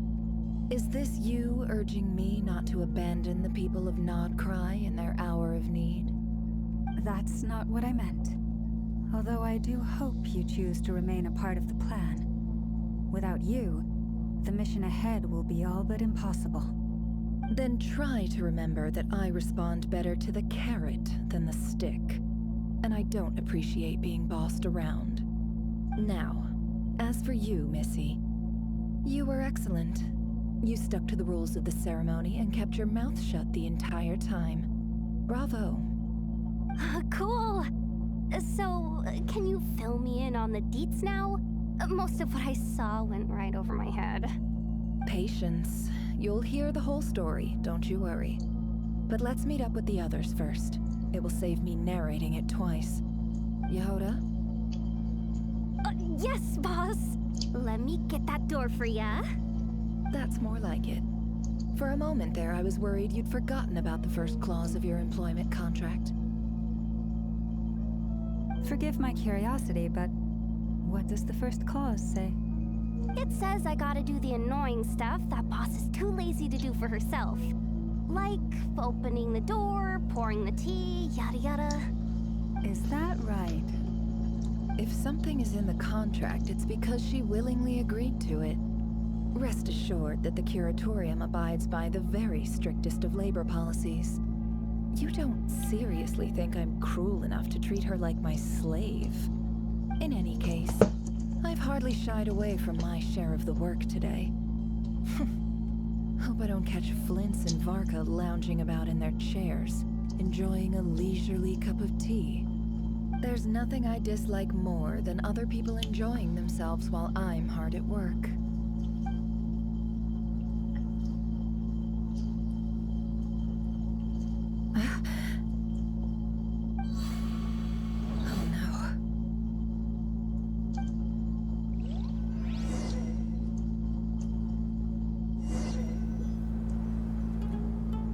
Sorry to disturb you, but we seem to have run into some trouble. Evidently so. Don't worry, I'm not about to leave you to fend for yourselves. I'm not that kind of boss. And it would go against the Curatorium's labor policy. I'm sorry? What did you hear me say? I wasn't talking about labor policy. Wait. How long have I been standing here? Not long. You just appeared by the door a moment ago.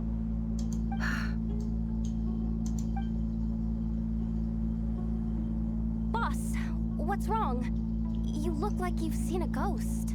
We've been tricked. We never left at all. Somehow I hallucinated that whole scene back inside the office.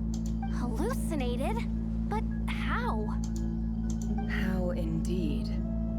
This place should heed my will alone. All thoughts and actions that occur in here are just a result of pawns moving across the chessboard in a carefully calculated manner.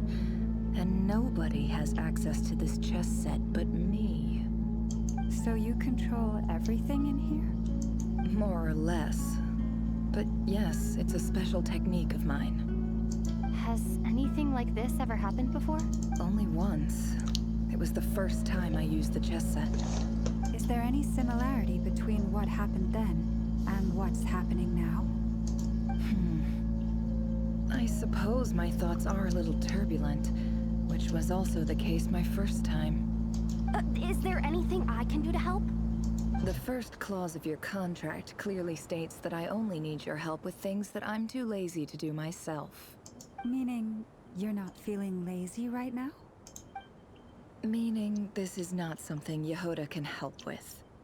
The chess set is a personal treasure that I alone understand. I must be the one to find our way out of here. Boss, it's fine. Really. Let me do something useful. Oh, listen to you.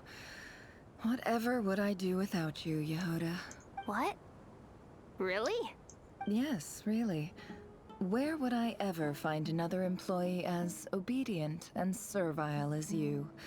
God forbid anything ever happens to you. Oh, okay. Well, anyway, I was thinking of fetching some water. There's gotta be a source around here somewhere.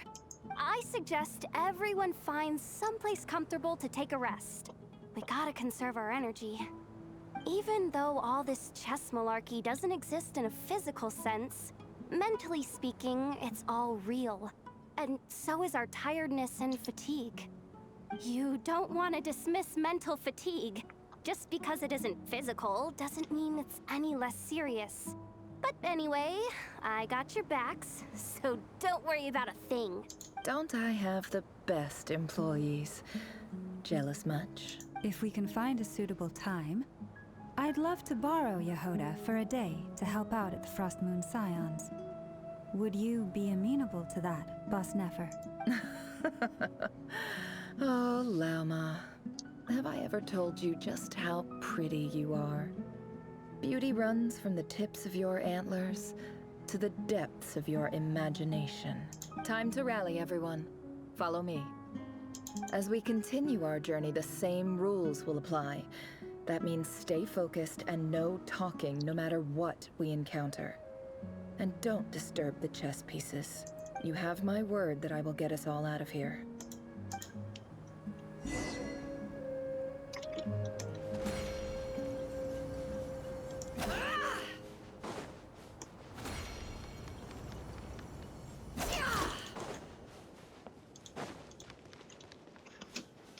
This place looks familiar. That's not a good sign. I wasn't expecting visitors at this hour. Wait, is that? Oh, it's him. There you are. Sinue's been looking for you all day. I think he has some news for you. Oh yeah? What were you doing just now, Uncle Retinue? Hiding away some more loose change? I know I saw some Mora. What do you mean loose change? Oh, come on, I'm too old for this. Just pretend you saw nothing.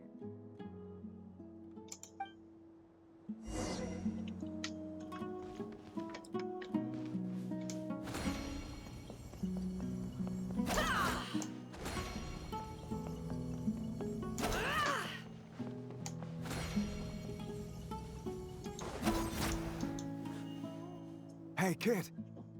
Mind telling me what Sinuhe's been up to recently? I'm trying to get in his good books and I need a way in. Get in his good books? Why? What do you want with my dad, Uncle Apepi? I've written a new song. I was hoping to showcase it at the next festival, but I'll need his approval. A new song, huh? I'd love to stay and listen, but unfortunately, Uncle Retinue says my dad's looking for me. Well, there's plenty of time and I'm not going anywhere. See that pile of stones? I'll be sitting there warming up my vocal cords. Come find me when you're done. Pile of stones. Got it.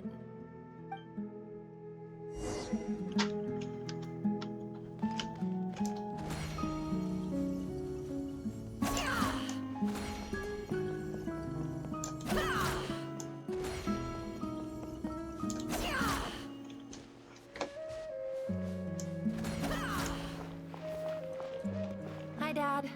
Uncle Retinue said you were looking for me. Ah, there's my little princess. If you'd gotten back just a little sooner, you could have shared the spoils of war with me. Spoils of war? Who were you fighting against, Dad? It was just a figure of speech. The aftermath of a sandstorm is no time to be waging war. I was talking about our war against thirst. I went out to fix our water supply problem, and now I'm back. Which means... We have a well again. That's right.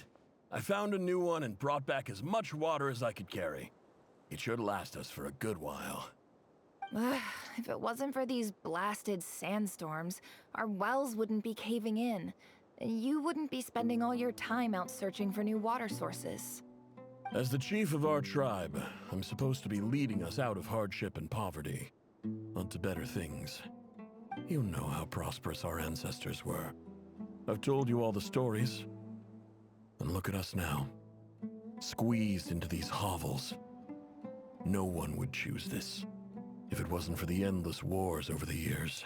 But things are looking up. I started working with some folks from the academia a few months back. They gave me some contacts in return for my assistance in the desert. So you're the academia's helper now? Special ambassador, they call it. Think of it as a partnership. It's nothing bad, okay? We've been isolated here in the desert for too long. Seeking opportunities elsewhere is the best thing for us, and the fastest way to progress. So, do you get anything good out of being a special ambassador? Of course. My luck's improving all the time. One day, I swear I'm gonna lead us out of this place. We'll find somewhere new. Somewhere better.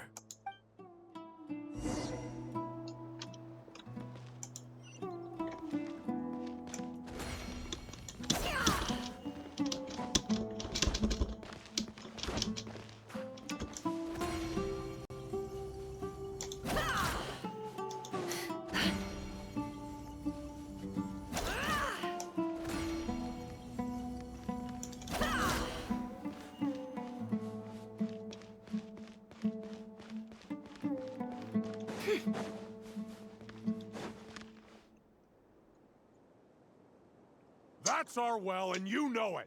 You stole from us. Well, you've gone from chief to thief, and now you have to face the consequences. Did you really think you could take our water without permission and get away with it? You're either brave, stupid, or both. And that Special Ambassador Act? Yeah, nice try. We spoke to the academia. They said it was all news to them. You're a liar and a cheat!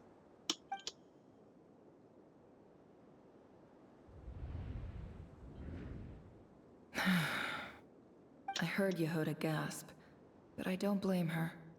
Most people are terrified by the sight of blood. Corpses strewn across the ground. The wounds are clearly from scimitars and daggers. The desert dwellers' weapons of choice. There's a handwritten note on the ground. Let's see what it says. Halil, this is Sinuhe, chief of the Shimti tribe. Surely you remember me.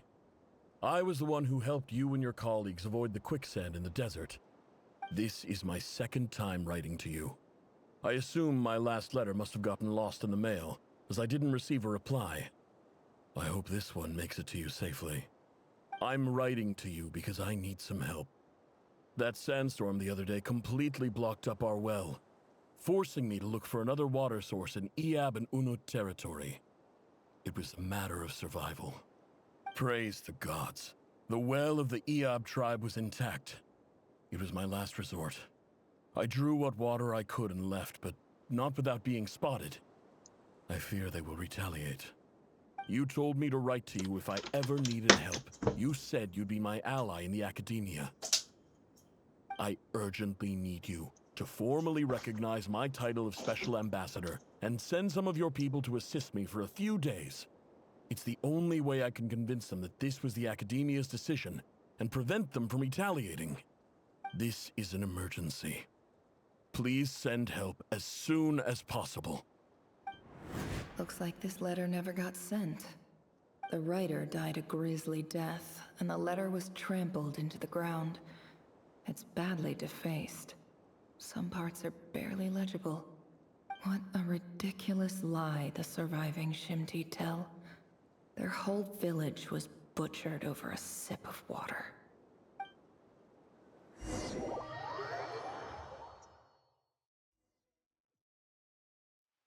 Ah, officer. Welcome. Welcome to our humble village. I thought you would at least have the courtesy to provide some respectable libations. This is the finest wine Aru village has to offer. I promise.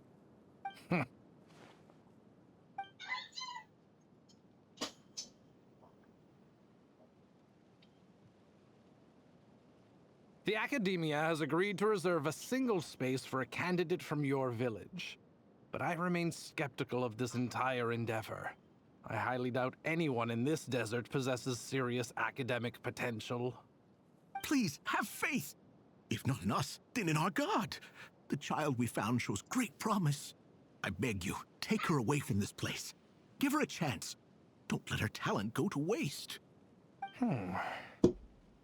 I don't recognize her. New arrival? She showed up here a few days ago and we took her in. She's a really bright kid. Please help. I'm begging you. So, where are you from? Nowhere special. Just a sand dune. What about the rest of your family? How many of you are there? Just the one. It's only you? Correct. So, no brothers, no sisters, no mother or father? Any who have slept on a bed of sand, I call my brothers and my sisters. Apart from that, I have no family. All right. Get over here. Sign your name on the form.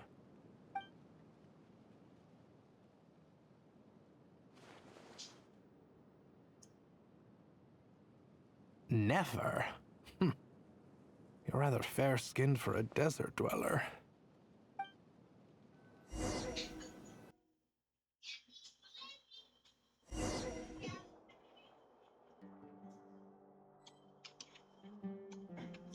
We're inside the academia.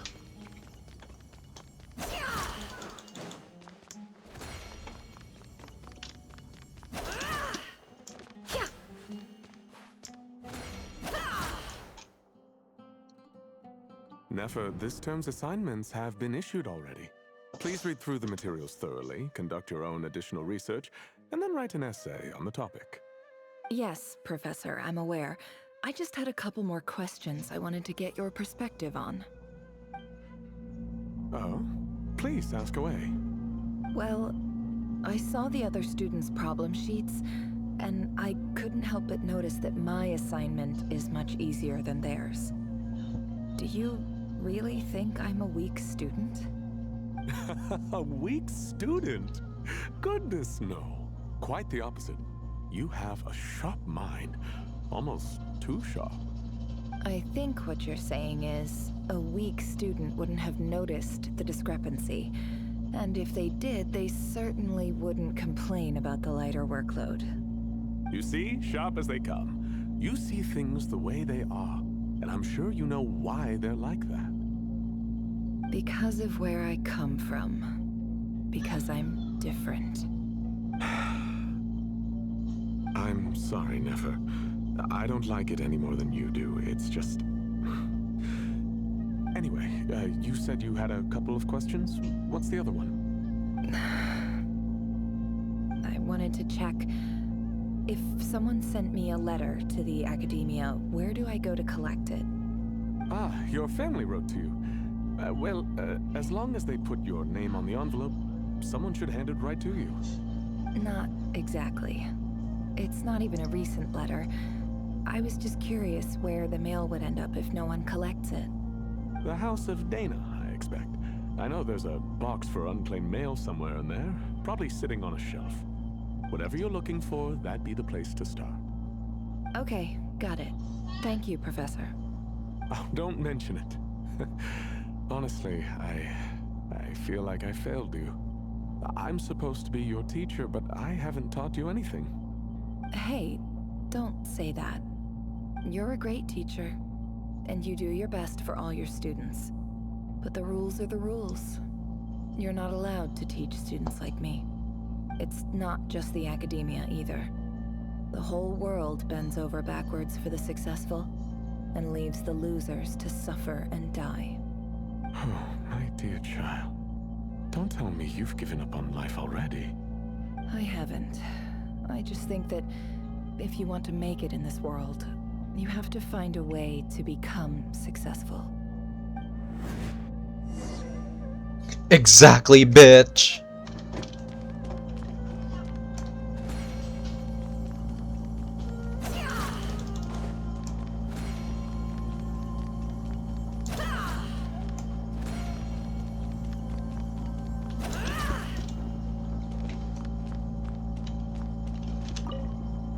This must be it. A big cardboard box full of unclaimed. Let's take a look.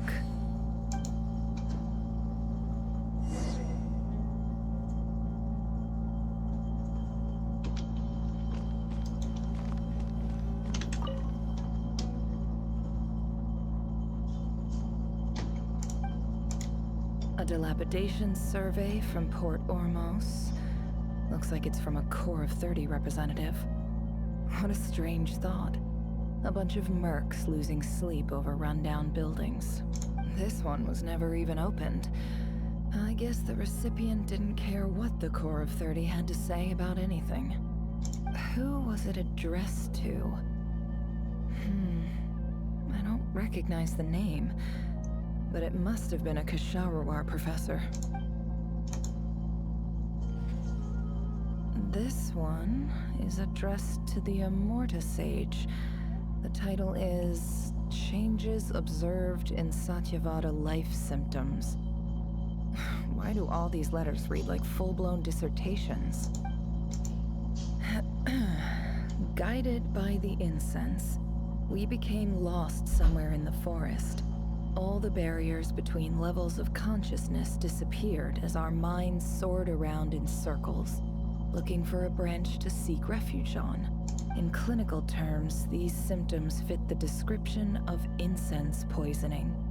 The Immorta Darshan strictly prohibits the use of hallucinogenic substances, but I believe there are still people getting away with it.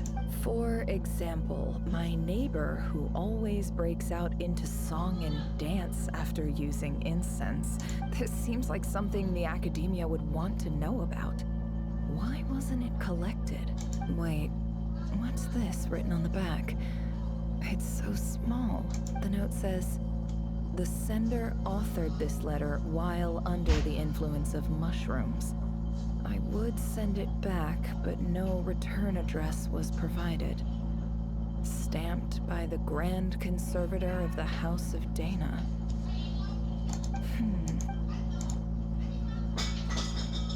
This next one is addressed to Grand Sage Azar. A few words of protest regarding recent changes in Sumeru's educational policy.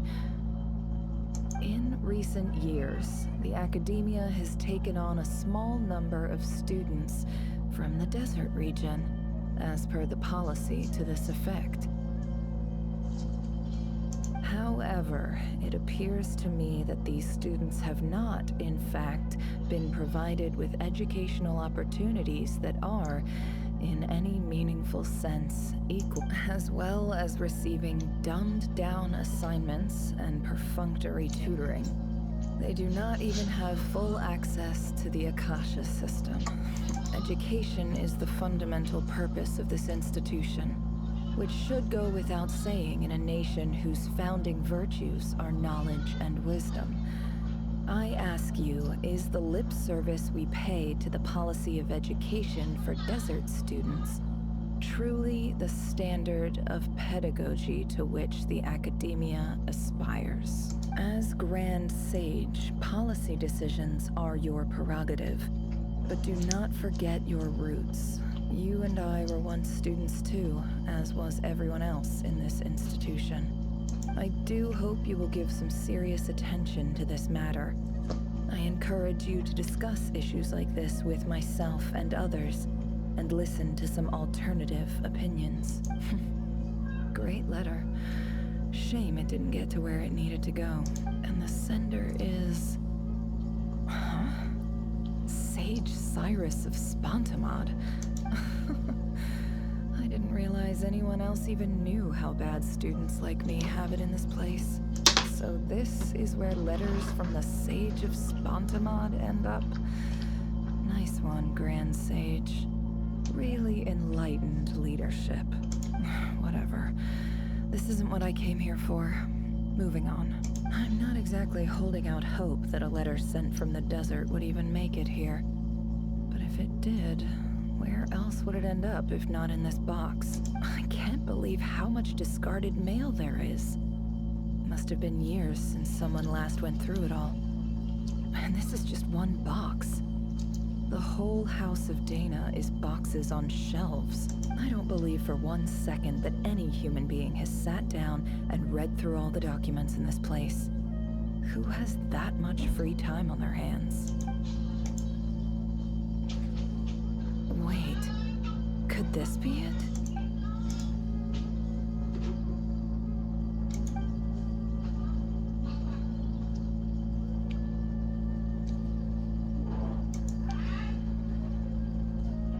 Greetings, Halil. My name is Sinue, chief of the Shimti tribe. I was the one who came to you and your colleague Zaid when you ran into trouble in the Great Red Sand. I don't know how well you remember it now, but I brought you to safety and gave you some water and other supplies. You seemed very pleased and told me your name. In my tribe, learning a person's true name is serious business, and I therefore see you all as friends. You were kind enough to leave your contact details so we could stay in touch. The Shimti tribe lives a harsh nomadic existence in the desert. You were Why is she so red? my plight, promising to make me a special ambassador of the academia and help us find a way to make a better living. This brings me to my reason for writing. Our tribe has fallen on particularly hard times, and I would like to ask for your assistance. There was a terrible sandstorm a few days ago, which blocked up the well in our land. To ensure my people's survival, I had no choice but to venture into Iyab and Unut territory in search of an alternate water source. The Iyab and Unut are descended from the Thamudians, while we trace our ancestry to Tulatala. We worship the Lord of Flowers and have had relatively good relations with our fellow tribes up until now. I found a well belonging to the Iyab tribe.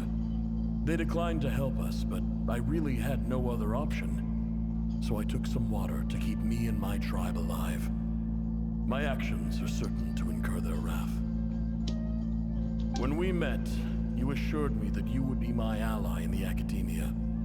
I would like to take you up on that offer, because I really need your help.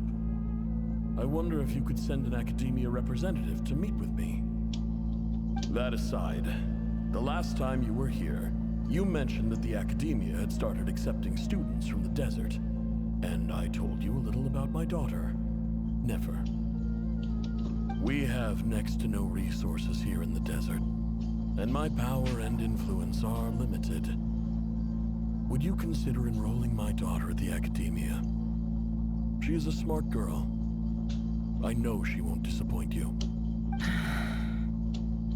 From the outset, the Academia never took you seriously. Those things they promised were just empty words. I doubt they even remember the name Sinue. And you were so emphatic that your luck had finally changed for the better.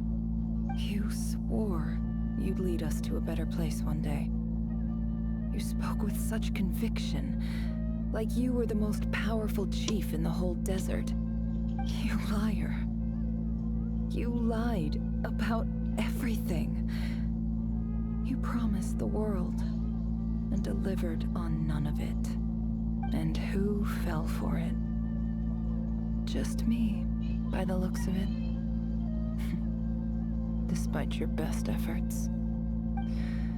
Which makes you a pathetic liar. You weren't even any good at it. I think I'll take over from here. Let me show you how it's done.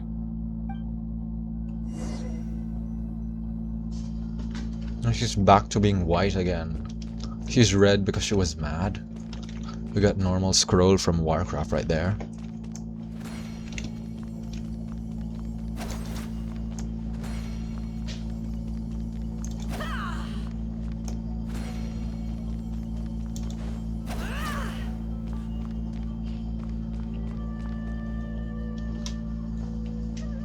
I just came to say goodbye. Thanks for everything you've done for me in my time here. Nefer? You packed your bags. Where are you going? I'm quitting. Something's come up in my hometown. Gonna head back and deal with it. Huh? But this was a hard-won opportunity for you. You know that better than I do. It was. But it doesn't matter. I have more important things to deal with, and they can't wait. Oh, and I didn't want to overfill my bags, so I left some incense on your desk. What's wrong?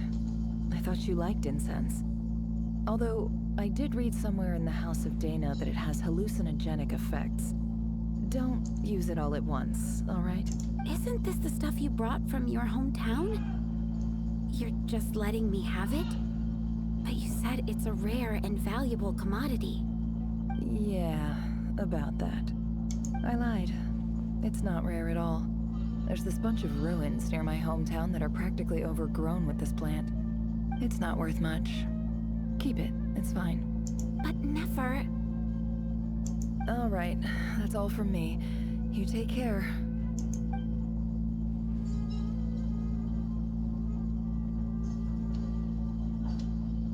Don't forget me, okay? I mean, we're more than just classmates, right? We're friends. Yeah, I'll remember you. I lied again. That incense is worth a fortune, and it's a rare find even in those ruins. And as for remembering her, I have far too much to do when I get back. No time to reminisce. I'll be lucky if I even make it through this alive. But either way, I expect I'll forget you pretty quickly.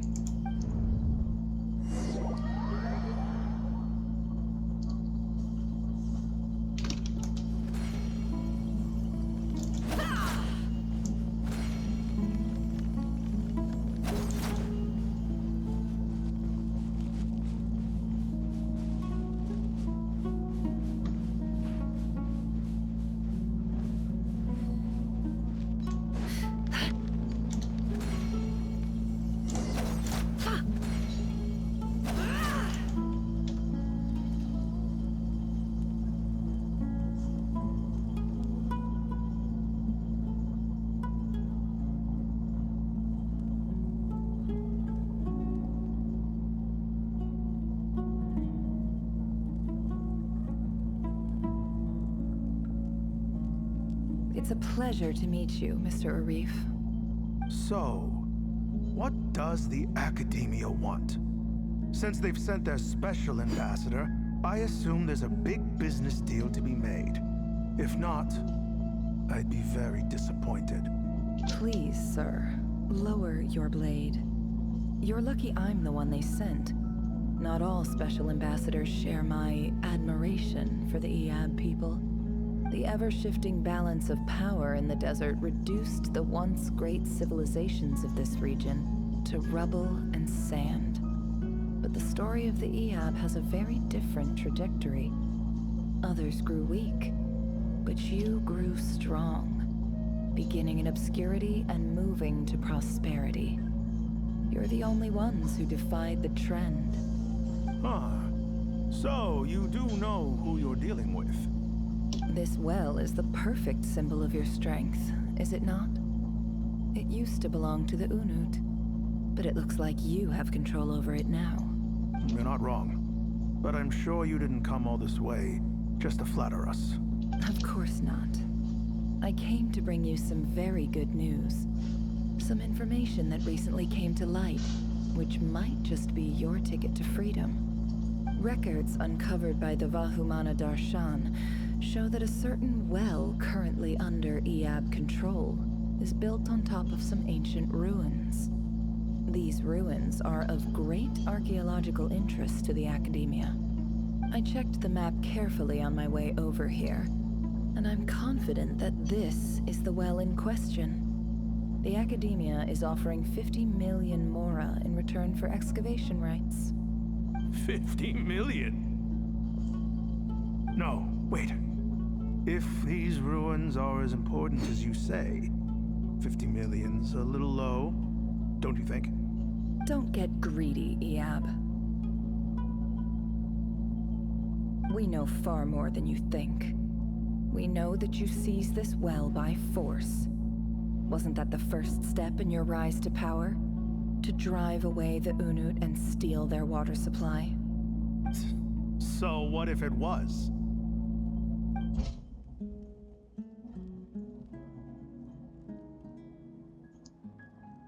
Don't worry.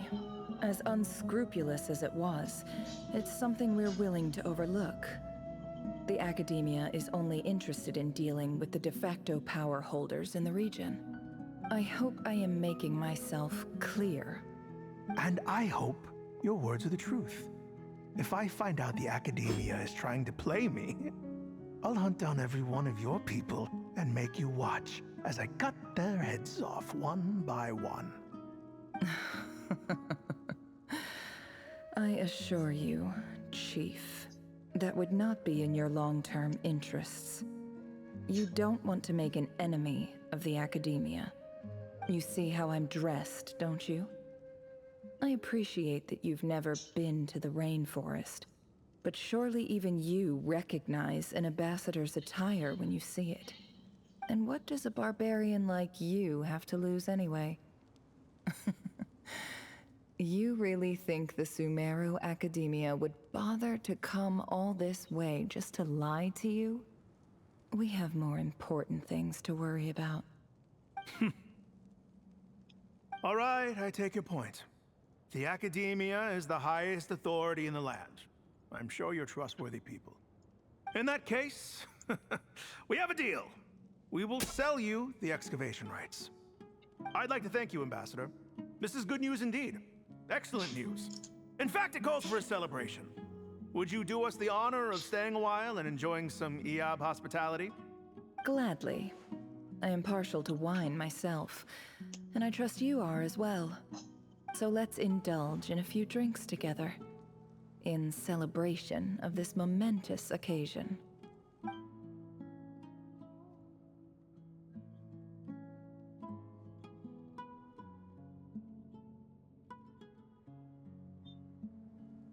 Chief! Chief, it's an emergency! It's the Unut. They've taken the well. What? Well, don't just stand there. Take it back. Yes, Chief.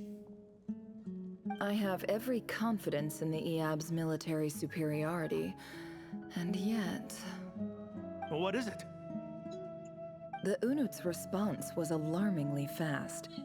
The day after we reach a deal, they seize the well. This can't be a coincidence. Perhaps there is a traitor in your midst. I don't think so. I am obliged to remind you, Chief, that the Academia will only deal with the de facto power holders. if you cannot regain control over the well, I'm afraid you won't see a single mora of that 50 million. No! Please, Ambassador, just give me some time. I swear the Unut will not get away with this. That well is ours, and so is the mora. Glad to hear it. I will wait here for an update. If there is a traitor, I will find them. In the meantime, make yourself at home. I'll report back as soon as I have an update. Much obliged. Wow.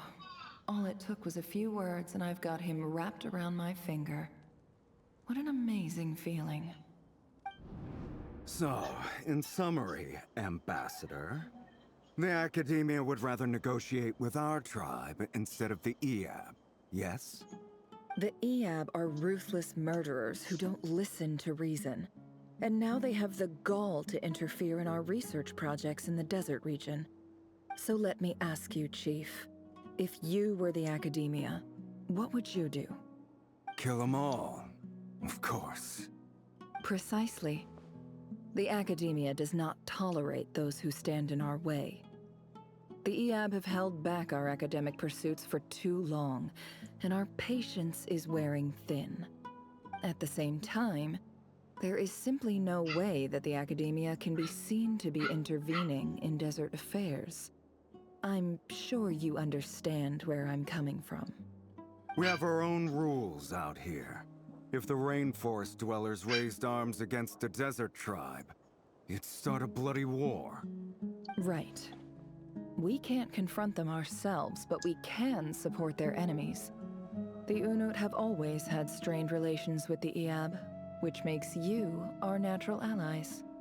Natural allies. Weren't the Eab your allies once? You were quick to send them after us to protect your interests back when we stole that water. And now look at you. You're at each other's throats. Let me be clear. The Academia wishes to collaborate with the legally recognized rulers of the desert in this matter. We are asking for excavation rights to that well, and our offer is 50 million mora. Say no more. I believe we have an understanding. Good. Then I suggest you get to work. Get us access to that well, and the mora's yours. You see, Dad? Lying is easy when you know how. People will believe anything.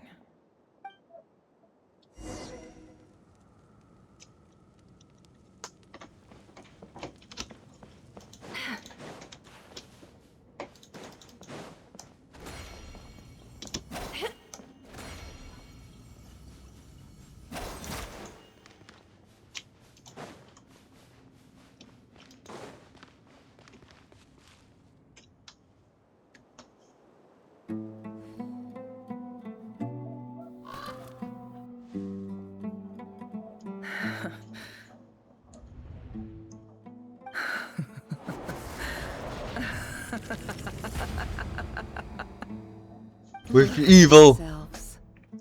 You may be vile, savage monsters, but your butchered bodies bleed like any others. You're no different. You're nothing special at all. The monsters who destroyed my home, they're just ordinary, petty human beings. What a joke. I think we're even now. Maybe I've even done the desert a favor. It's a better place without all these people around. Oh, Sinuhe, my gullible fool of a father. Perhaps if you'd been as ruthless as I was today, our tribespeople would still be alive. In this dog-eat-dog world, a chief needs to be tough to survive. But you couldn't do what had to be done. So I did it for you. Nefer, it's okay.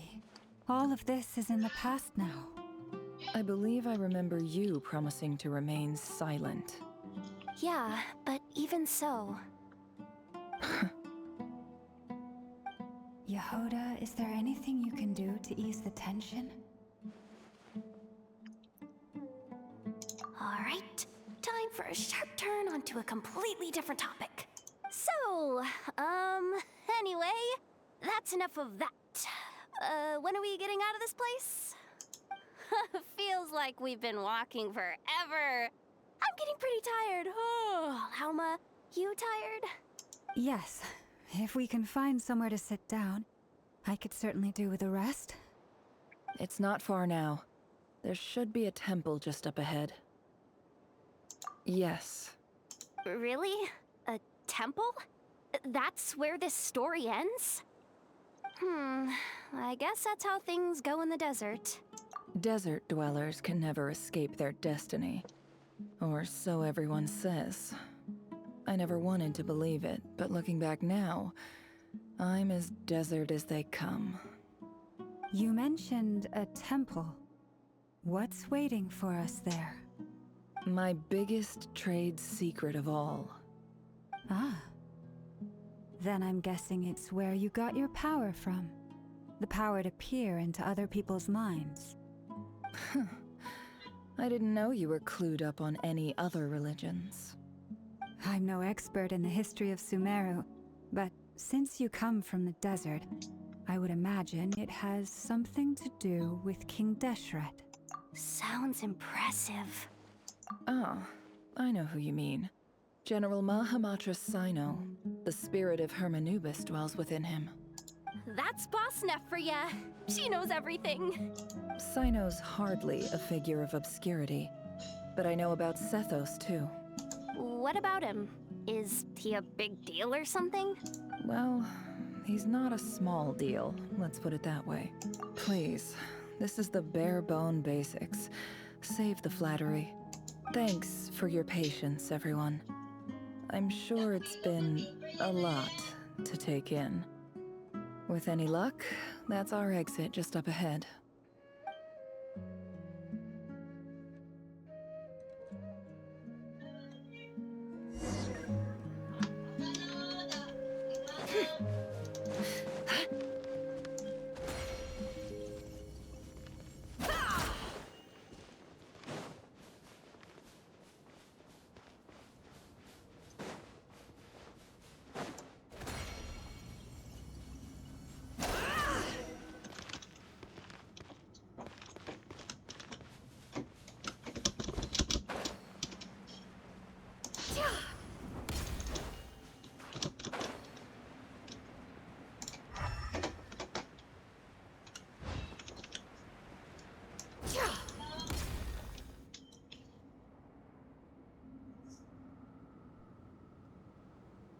Uh-oh. Uh-oh. Uh-oh. I'm totally out of my depth here. I don't have anything to add about any of this stuff. Like, look at that statue, for instance. I want to do the whole name-dropping, this girl knows her stuff thing too, but I've never seen anything like it before. A statue with the head of a bird. That's Thoth, the Ibis King. One of the 7 pillars of King Deshret. The legends say that he, the Crocodile King, and the Goat King were the 3 retainers of King Deshret. Let's take a look.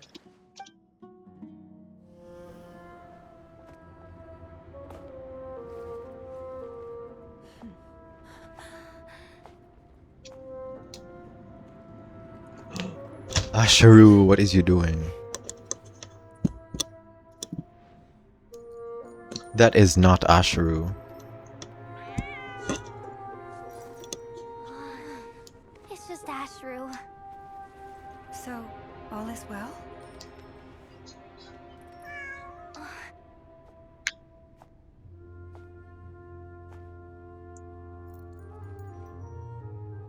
Choke me like you hate me. Look at this. Typically speaking, at this point, the world disintegrates. Then we find ourselves back in the outside world. Besides, these are my memories. There's nothing to fear. You're sure? Of course. It's almost over.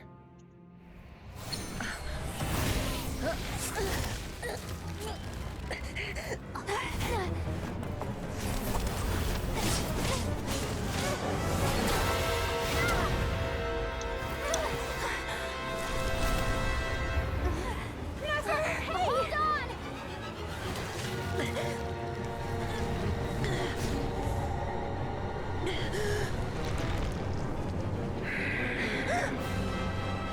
Knowing too much is always a death sentence. Speak for yourself. She's quick with comebacks.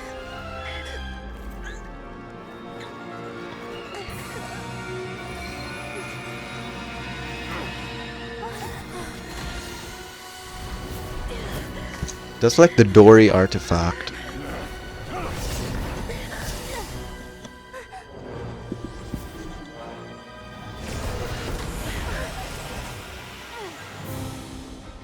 How repulsive.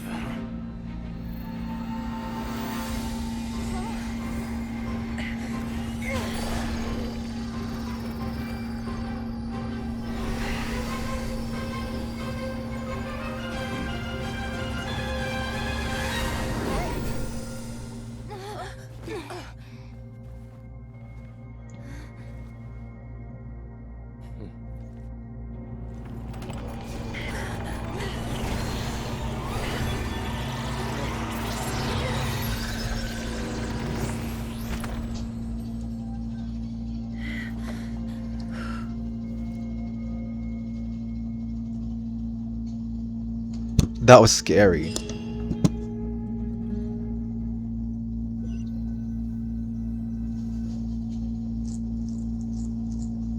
Timed that pretty well, didn't I?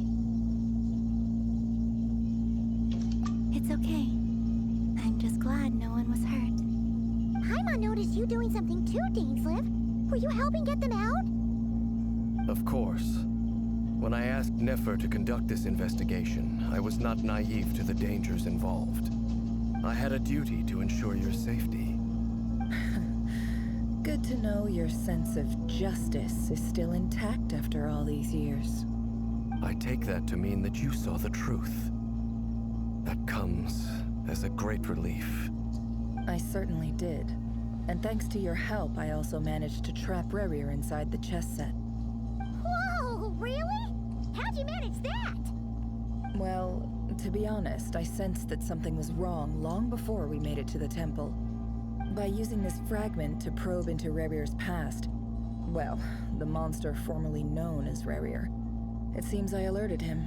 I was tracking him, then he caught on and started tracking me too. Can't say I'm surprised.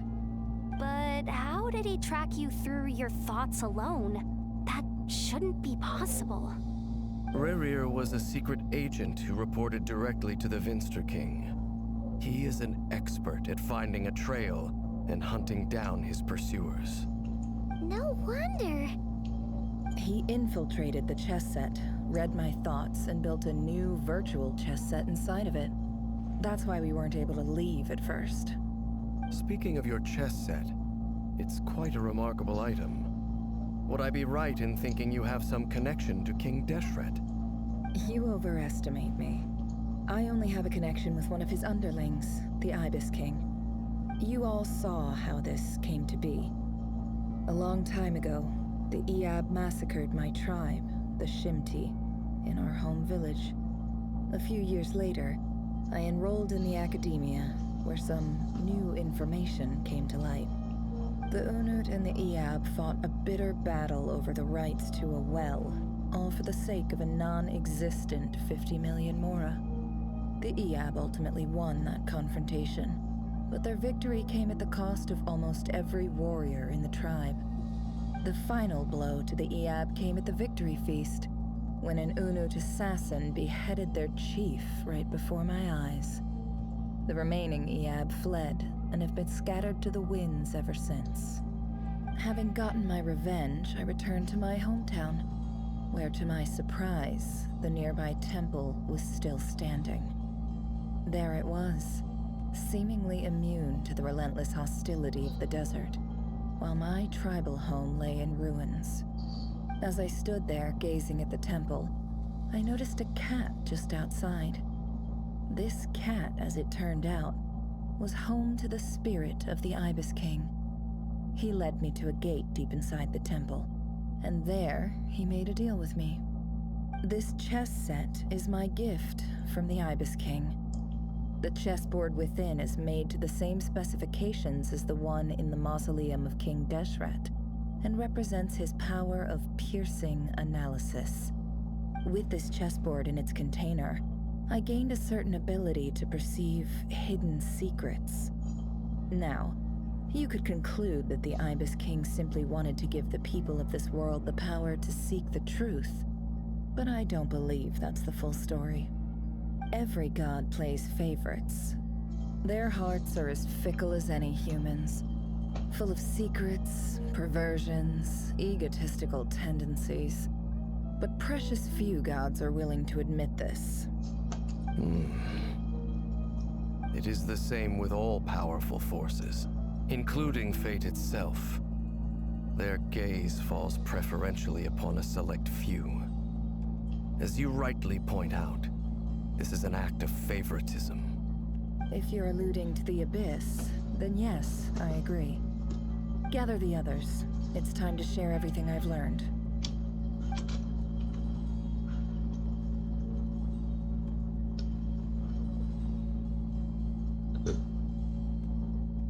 Thank you all for being here. As promised, I did some further investigating into the Raker of Solnari's background. I am pleased to report that the investigation has been most fruitful indeed. The Raker of Solnari, real name Rerir, was once a Conrian subject who served the Vinster King. I will now share the important details of his story. Please save any questions or comments for the end.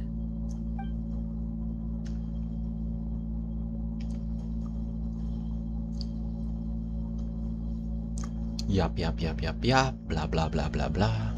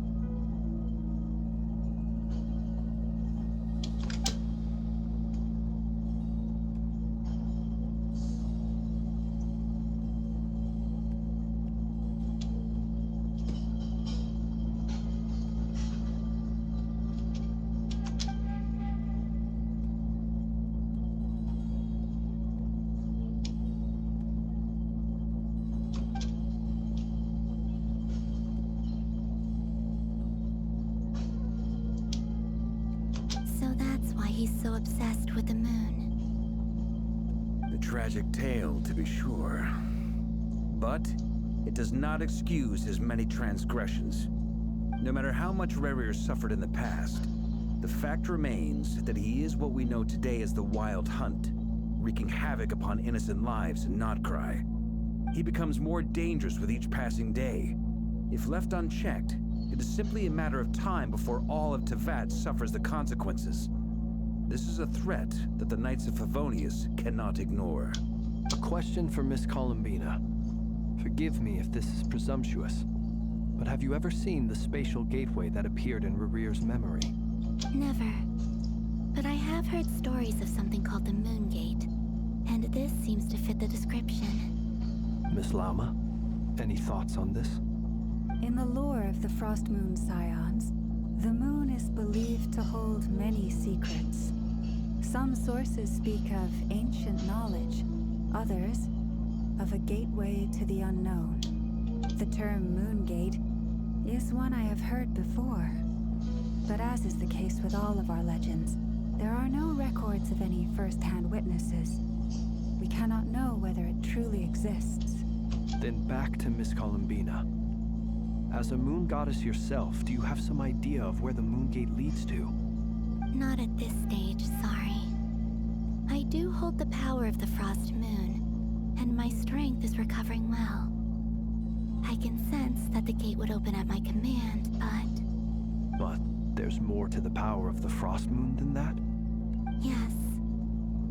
A moon goddess has the right to open the moon gate, since it is a path to the moon. But as Nefer mentioned, holding open a spatial gateway takes a huge amount of power. And right now, I need to conserve my energy to fight the Rahier of Solnari. I'm afraid this is one mystery we may have to leave unsolved for now. I agree. Better to save your strength. But if you'll humor me for a moment, I have a bold conjecture of my own regarding the world beyond the gateway. I highly suspect that neither Tholindis nor Rarir made it through unscathed. The evidence pointing to this is the fact that the Rahier of Solnari exists in the form of countless fragments. With the abyssal power he wields, no ordinary foe can touch him, let alone tear him to shreds. And yet, the Wild Hunt proliferates wherever his scattered fragments lie, drawing hordes of monsters to many different locations across the land. So your theory is that Rarir was physically torn to shreds by some powerful force? Hence, why the Wild Hunt is a distributed phenomenon, rather than a unified one? Makes sense to me. Explains why the Wild Hunt is so pervasive, and why he's been trying to piece himself back together. He was whole to begin with, and he wants to be whole again. Without the power of the Abyss on his side, he almost certainly would have perished the moment he was torn apart. But the Abyss, much like a curse, has kept him alive. I could not agree more. The power of the Abyss is most surely a curse. It is a compelling explanation, and one that accords with my present understanding of Abyss creatures. Whether the life form in question is primitive or advanced, if a curse has extended its lifespan unnaturally, it will continue to survive in spite of everything. This raises some interesting questions. I will run some experiments and see if there is any validity to my suspicions. That being said, regardless of whether my research bears fruit, I would like to thank Miss Nefer for conducting such a thorough investigation. Already, it has greatly enriched my understanding of the entity we face. My pleasure, Mr. Albedo. I too hope that the information I have shared today proves useful as we look to formulate the next stage of our plan. Hey! What is it, Dainsleif? You look really upset! It's just... when I think of the man I once knew as Rarir, I struggle to understand why things had to turn out like this. The two of you used to be friends, didn't you? I don't know if these words will bring any comfort, but my heart goes out to you.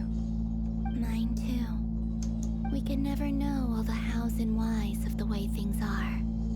The moon and stars are full of untold secrets and lies. And the skies are host to many more mysteries than these alone.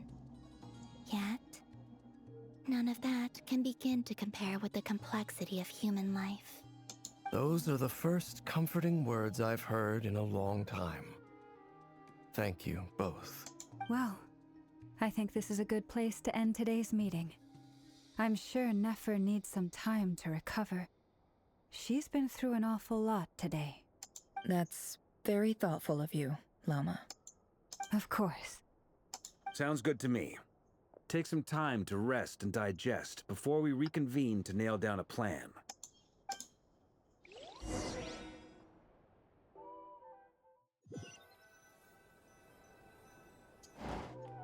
Hey, is this a bad time? Hope I didn't kill the conversation.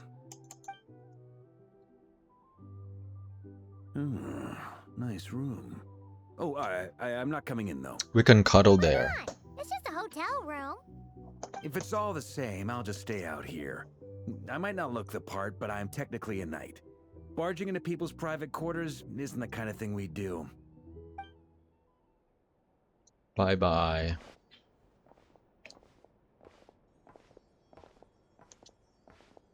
Anyway, Nefer went back to the curatorium to get some rest. But before she left, she shared some things with me that I thought you should be aware of. Firstly, although she managed to trap the Raker of Solnari inside her chess set, there's no guarantee that the power of the Ibis King is any match for one of the 5 sinners. Their powers are beyond our comprehension.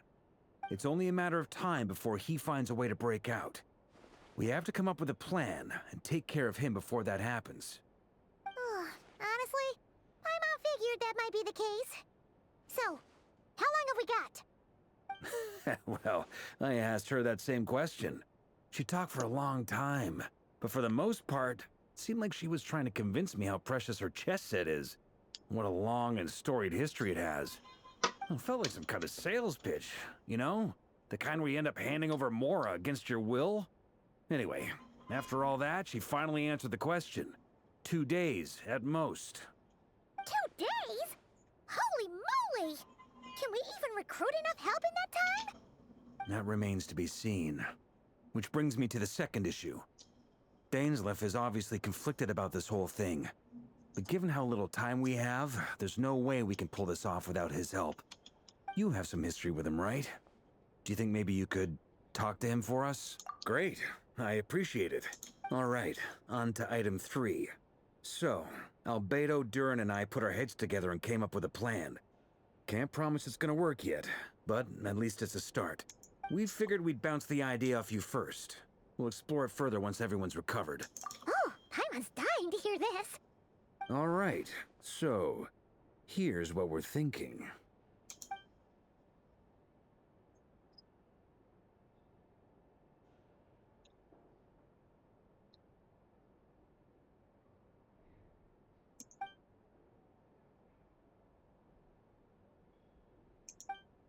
We felt a little uneasy about roping you into this. I mean, firstly, you're not locals, and secondly, none of us are your boss.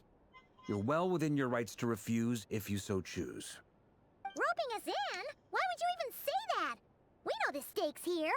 It's all of us against the Rayher of Solnari, or none of us stand a chance. I choose my words very intentionally, I'll have you know.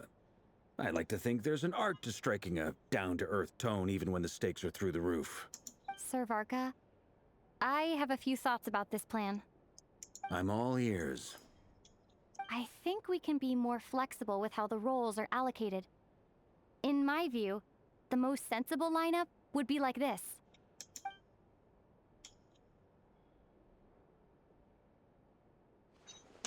I see your point, yeah.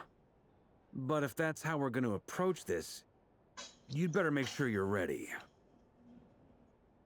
To be clear, I don't doubt your abilities. Far from it. I just want to make sure.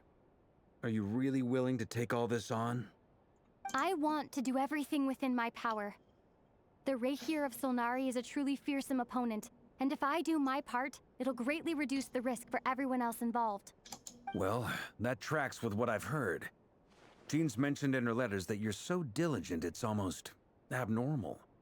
As in, most people weigh up the risks and rewards in situations like this. But you seem to just march towards danger without a moment's hesitation. Of course, everyone appreciates a fearless pioneer. But all that aside, I'm the Grand Master of the Knights of Favonius, and you're our honorary knight. I want to make sure your courage doesn't come at the expense of your safety. Thank you, Sir Varka. I should be the one thanking you. It means a lot to have you on board. I'll give some serious thought to your suggestions.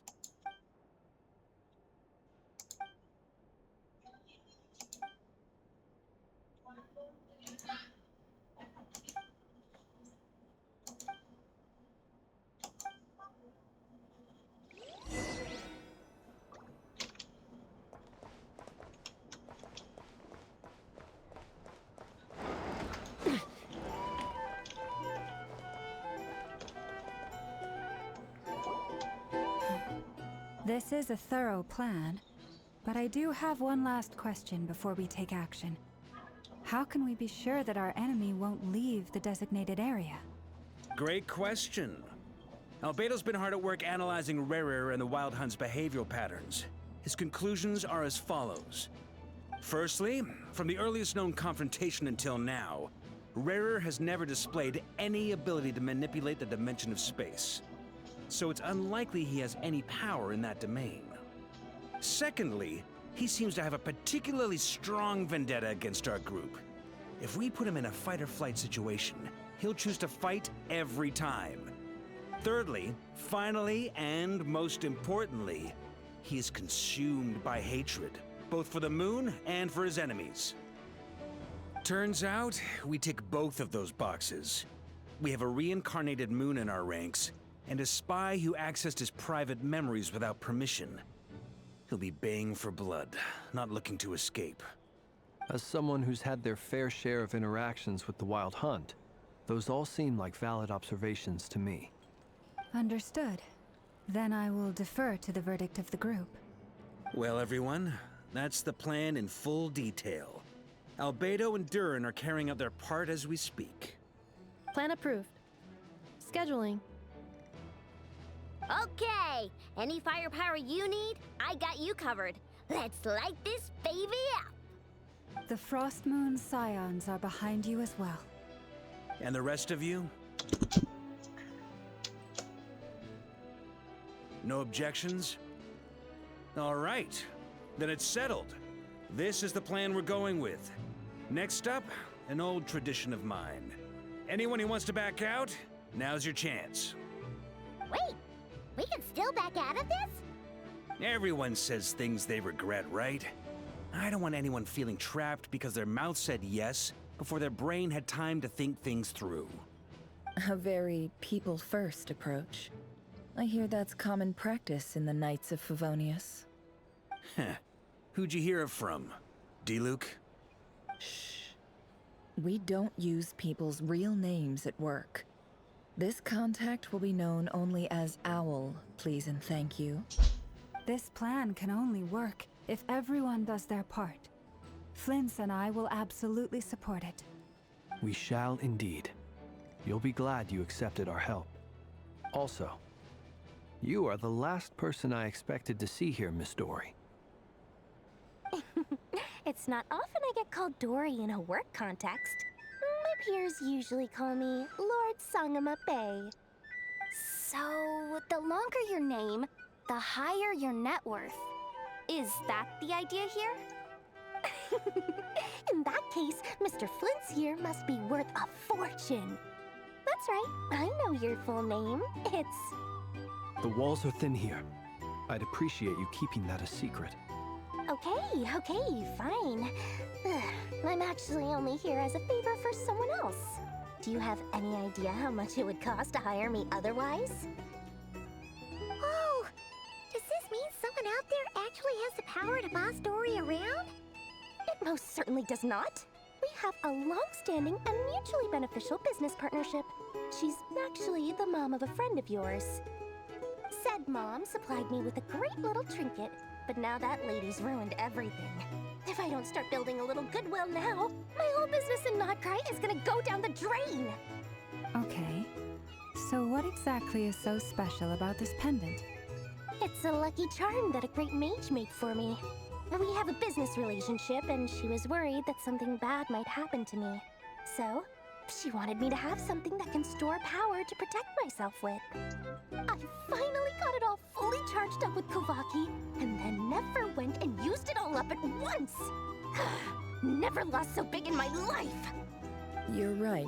It was all my fault. I didn't mean to drain all the Kuvaki in the pendant, but I'll make it up to you. You will? Well, in that case, how about you give me your chess set, and we call it even?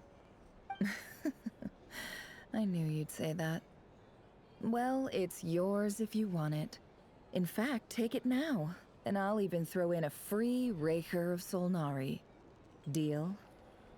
LMAO. You're putting me in a difficult position here. It's a very useful thing to have around, but I have a funny feeling it won't be around much longer. I guess we'll see in a couple of days. Looks like bankruptcy for me. Hey, don't be so pessimistic. See this through and you never know. You might find a new business opportunity on the other side.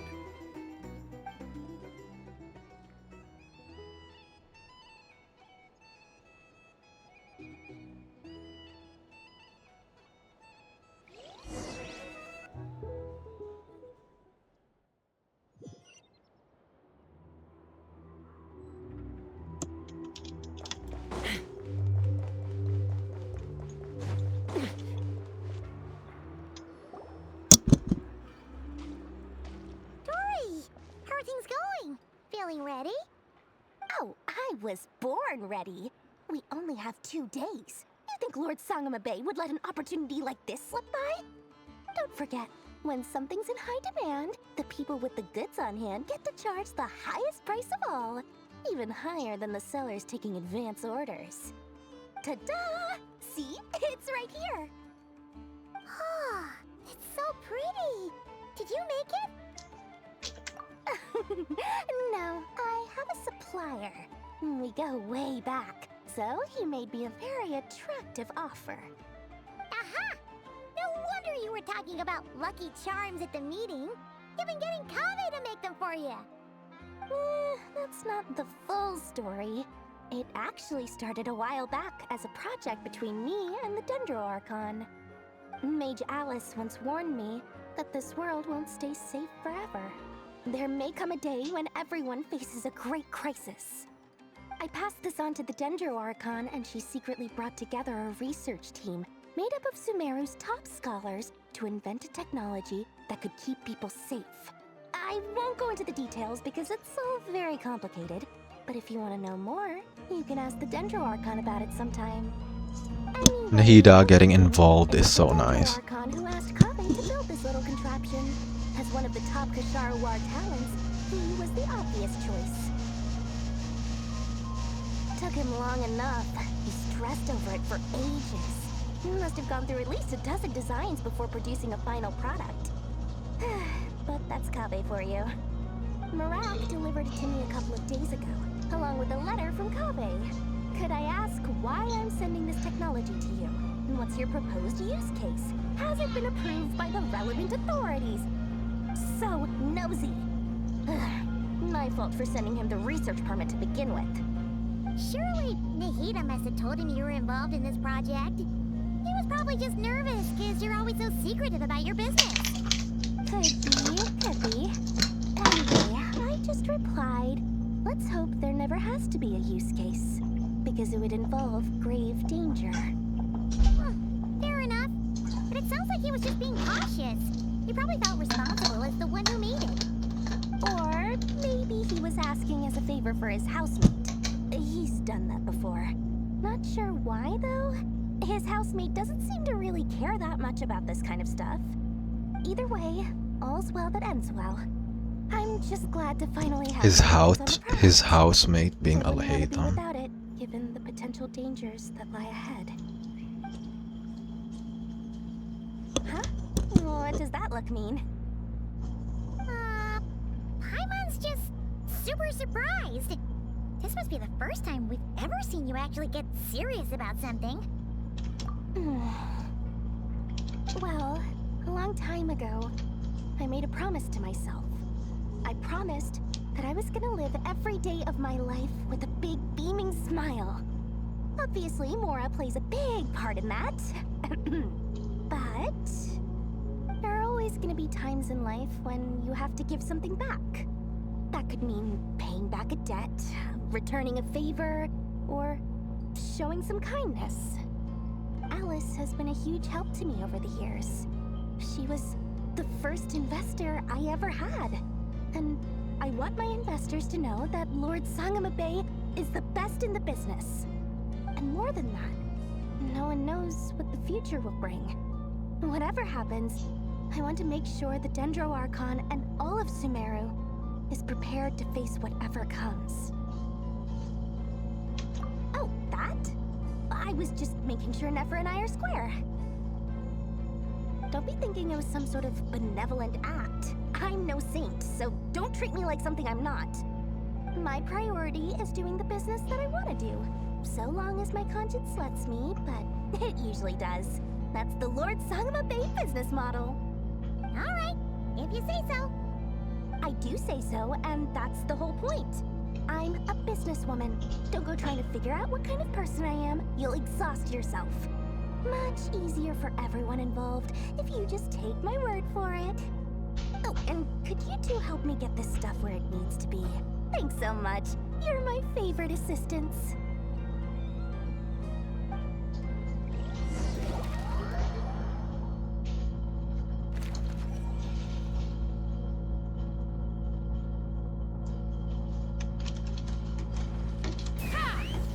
Move, move, move.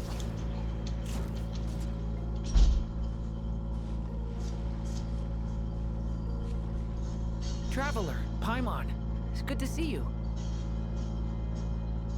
Everything going smoothly over here? Sort of.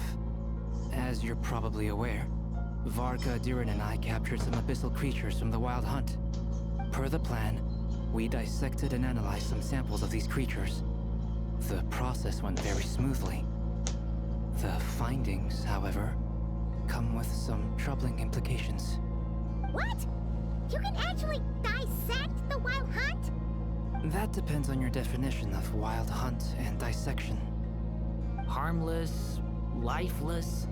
These words are accurate descriptions. The Wild Hunt is an interesting phenomenon. In and of itself, it doesn't seem to possess anything akin to a human personality. But taken as a collective, the medium through which the Wild Hunt is summoned does appear to have a soul. Master griped a lot about the wise Horoptotire, and seemed somewhat fascinated with the Faust Certology. But she barely mentioned Rerir at all. I don't think that was because of his lower social standing, though. Anyway, it's a pity. I should like to hear her thoughts on the nature of the life form he has become today. It's a strange mix. The furious energy of an abyssal being channeled through a fractured physical existence. A consequence of being torn apart by an unknown power. Perhaps the only explanation for his survival in this state is that he sacrificed a degree of individuality in exchange for a continued existence. Oh, sorry. Once I get talking about interesting research, I have a tendency to go on indefinitely. Back to our research findings. Essentially, they confirm my hypothesis. Rerir's corpse is completely contaminated by the Abyss, and the effects are irreversible. You could think of this as Rerir in mutated form. But in my view, even that would be inaccurate. In reality, his whole being has been consumed by the Abyss. In other words, he is now nothing more than a manifestation of abyssal power. Unfortunately, at present, we have no means of completely eradicating abyssal power. Hence, we cannot fundamentally destroy the Reir of Solnari either. Oh, that's terrible news! So, that's it? We can't defeat him? Not even if we get the power of the Three Moons? Miss Columbina's situation is a difficult one. She can never achieve wholeness when the world does not accept her presence. It's as if her creator banished her to a place she can never be accepted. It means she spends most of her energy just on her own survival. Given the circumstances, it's only natural to despair. But we must see this plan through to the end. Time to kick off the backup plan. Oh, Paimon almost forgot! This is for you. Dory asked us to bring it. Ah, how wonderful. Well, thank you for making the trip. Durin and I will be heading off shortly. I'm sorry I won't be there to protect you in person this time. Please be careful. All right then. Stay safe.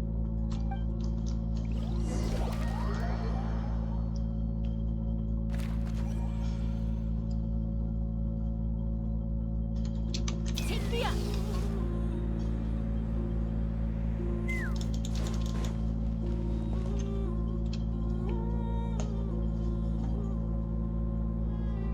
Miss Lauma, is everyone here? Yes. The fate of my flock is in your hands, Grandmaster Varka. Please keep them safe. My lady, what are you saying? Within the next 24 hours, we will face the biggest crisis the world has ever seen. This is not a burden that we deserve to bear, but I believe that we reap what we sow in this life. So I intend to act. I must do what I think is right. For me, that means fighting for the future of Nodcry. This gentleman is the Grand Master of the Knights of Favonius, Varka, Knight of Boreas. In my absence, please follow his lead. Hey, everyone. Guess I should introduce myself. Well, to start with, I know my way around a battlefield. The biggest strengths are honesty and hard-workingness. Anyway, point is, I don't intend to let Lauma down. I'm gonna do everything in my power to keep every last one of you safe and sound.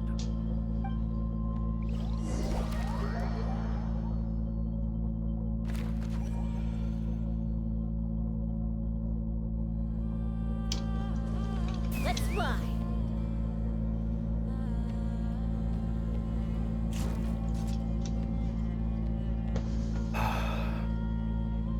Something on your mind? Miss Columbina, was it? I believe that's how the others addressed you. That's right. Names are funny things. Have you always been called Dainsleff? Yes. I take it your own name has a more complicated history. I have a different relationship with names than other people. To be honest, I'm not even sure that Columbina is my name. At least, not in the same way that Dainsleff is yours. But it's what everyone calls me. And a lot of my life has been that way. I get so used to things that I forget to question why they are so. I never used to think much about where names come from, or what they mean to people. Maybe something's wrong with me. You're different from other people. I sensed it the first time we met. You're more perceptive than most. I'm sure your long life and rich range of experience explains that. Do you ever find yourself missing Conria, Mr. Dainsleff? Difficult to answer. I have dreamed of the past many, many times. Sometimes I'm fighting tooth and nail. Other times I'm lying on the ground, defeated. I don't recall any happy moments from that time. It has been too long. Is that because hatred survives longer than love and affection? That would not be for me to say. I make no excuses for the grudges I bear.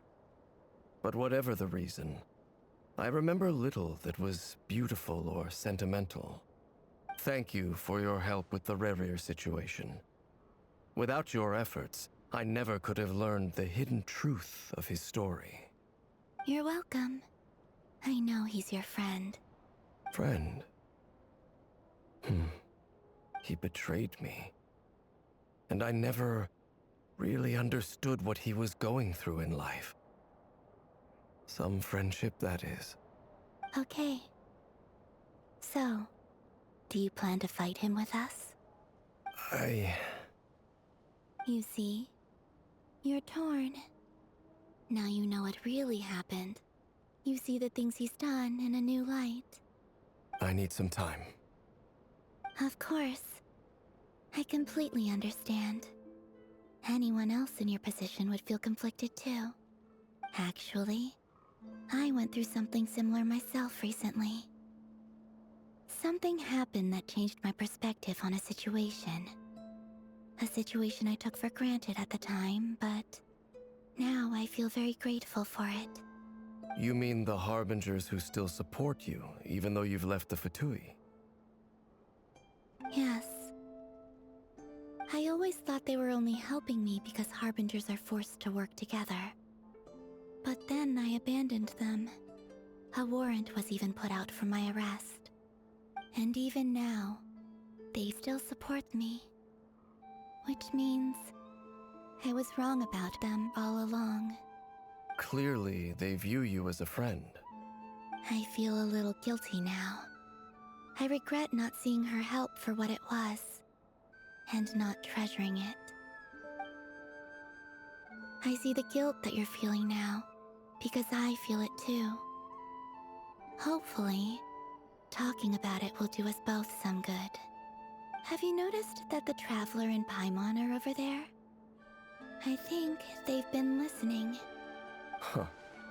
Shall we say hello? Sure. Hello. Ah! They caught us!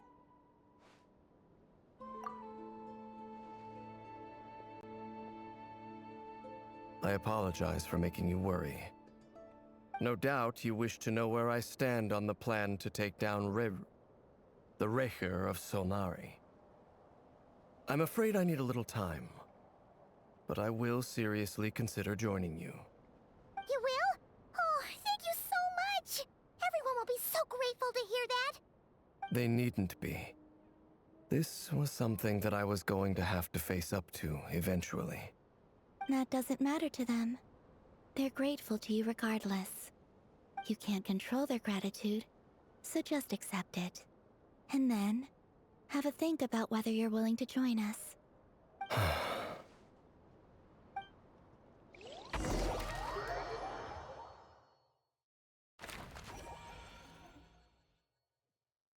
It's nearly showtime! Let's go rendezvous with the others. You know the place.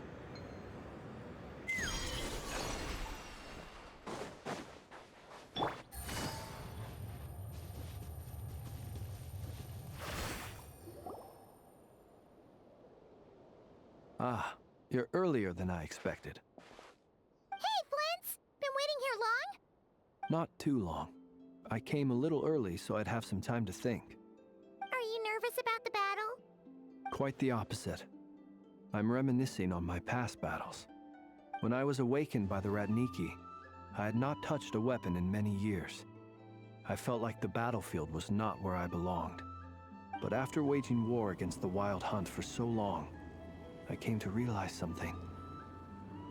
A life of absolute peace is simply not a possibility for me. My restless flame indicates that somewhere inside of me, there is a deep yearning to root out the evil in this world. Oh, that doesn't sound like such a bad thing. Well, in the past, when I was a Fae whose primary concern was hibernation, it was hardly ideal. But it certainly serves me well here in the present. And I am delighted to be able to join forces with you in this endeavor. Looks like I'm not the first to arrive. Ah, Miss Lauma. Did you sleep okay last night? I struggled to settle down at first, because of the nerves. But don't worry. I got enough sleep in the end. I'll be just fine.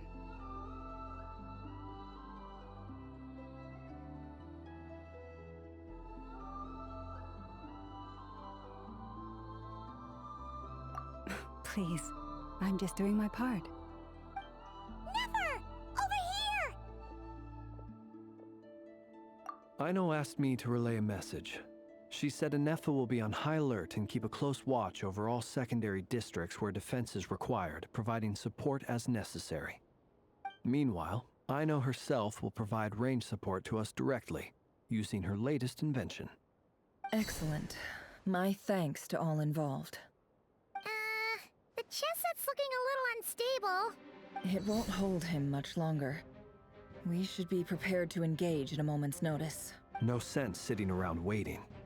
Let's make the first move while we still have the option. I agree. Paimon, find a safe hiding place. Got it! Be careful, Traveler! I will.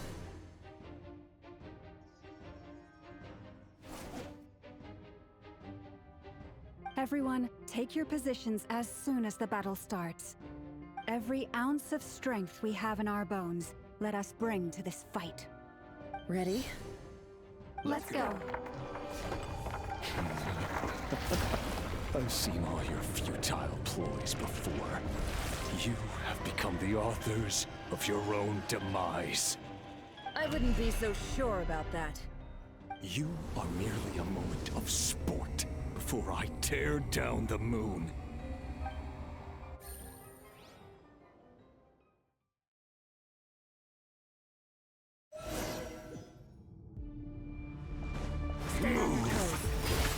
The moonlight. You too.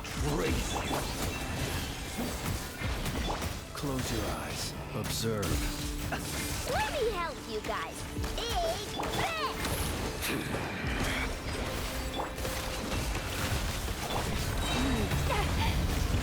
By the frost moon of old. Close your eyes. Be silent. Night falls. Close your eyes. No more lies. The mystery unravels. Moonlight. Embrace you. Be silent. Close your eyes to dust. The moonlight betrays It all adds up. Can't hide the truth. Forest, protect us. With one hot... Observe. Close your eyes. Do you fear the... Wipe out! Go! Seek within.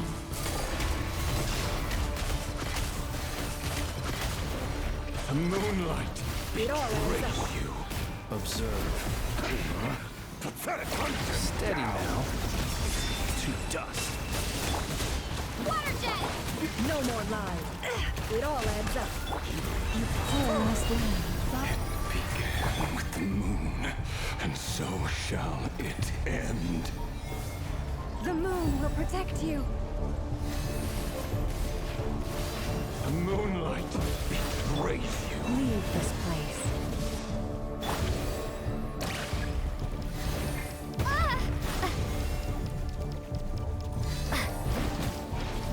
Do you see now?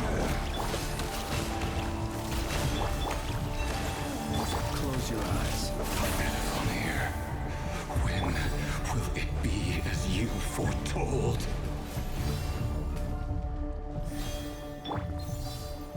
Leave this place.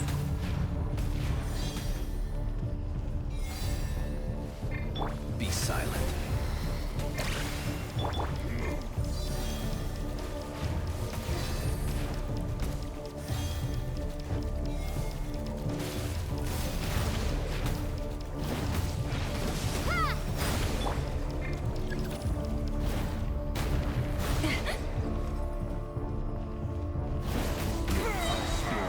Welcome here.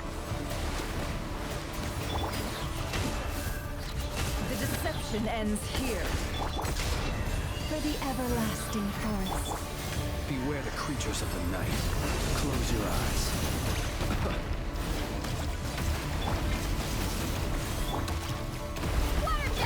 No more lies. It all adds up.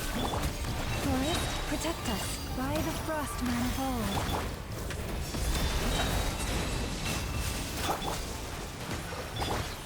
The mystery unravels. A grave transgression. You poor last lamb. Pathetic! Keep your distance. Observe.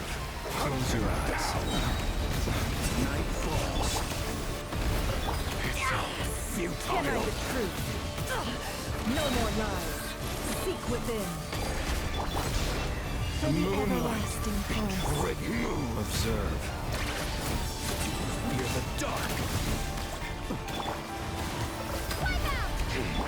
Pathetic. Can't hide the truth. It all falls into place. The moon. Forest, protect us. The moonlight betrays you. No more lies. Futile. The mystery unravels. Move. Your little game of heroics is over. Betrays you. Who wants to move first? No. Get out of my sight! No! We've been separated. Take. You okay? Never! Where are the others? Stuck outside the barrier. I guess he really doesn't like us. Destroyed. Reborn. Knowing too much is always a death sentence. Be careful what you wish for.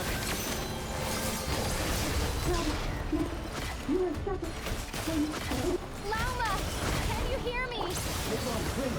Destroyed souls. Reborn. Forest is gone. But at least I know they're still there.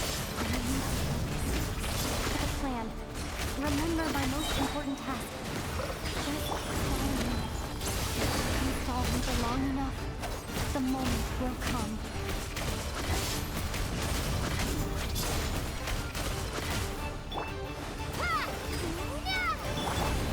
No more lies.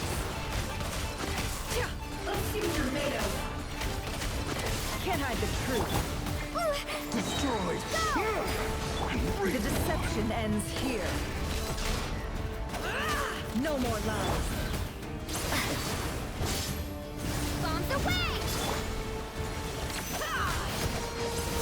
Can't hide the truth.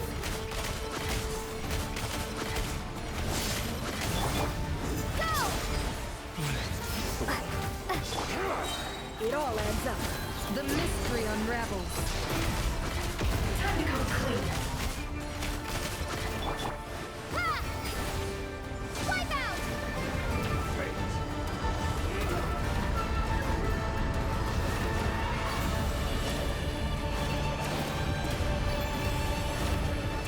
I've got this.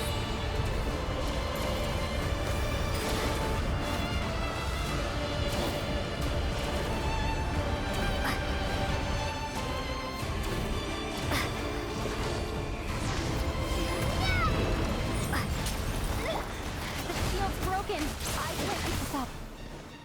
Don't push your luck.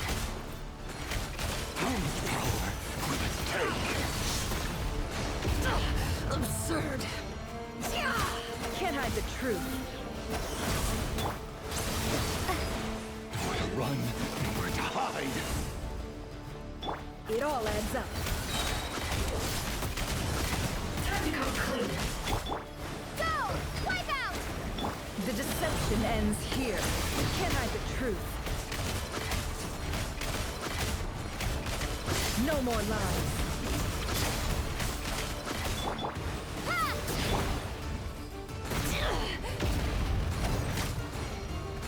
Can't hide the truth. Let's see what you're made of. Seek within.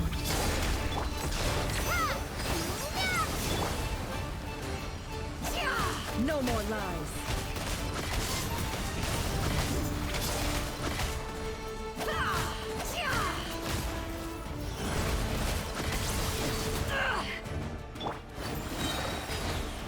Can't hide the truth. The mystery unravels. Let's see what you're made of.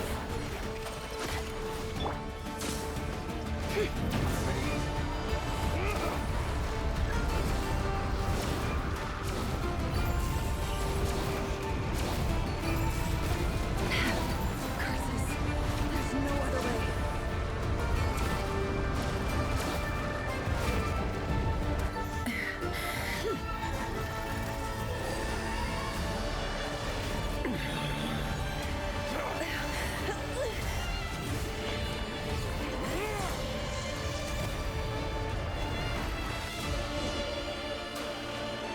The only way to defeat Rarer is to borrow his own power. That means Columbina will have to disappear while you two bear the brunt of his attacks. You have to hold on. Find a way to keep him focused on killing the two of you.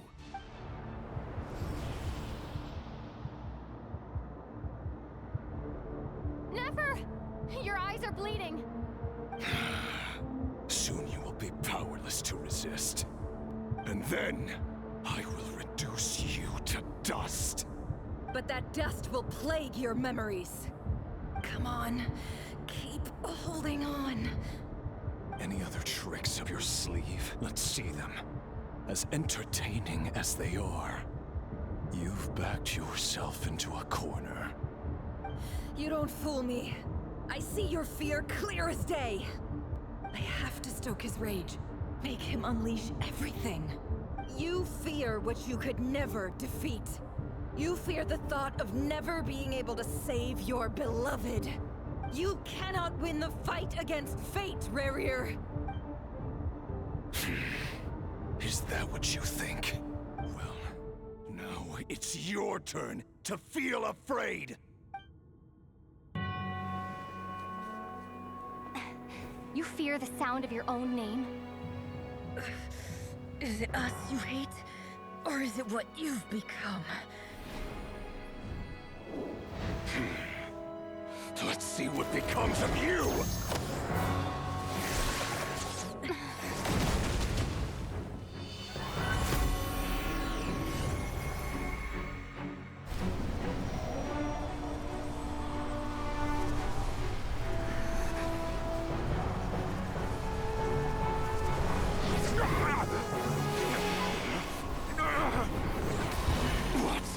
happening? That power. I've seen it before.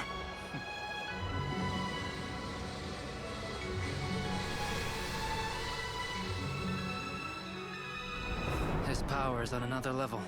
We'll need to use an alchemical array to convert his power into a usable form.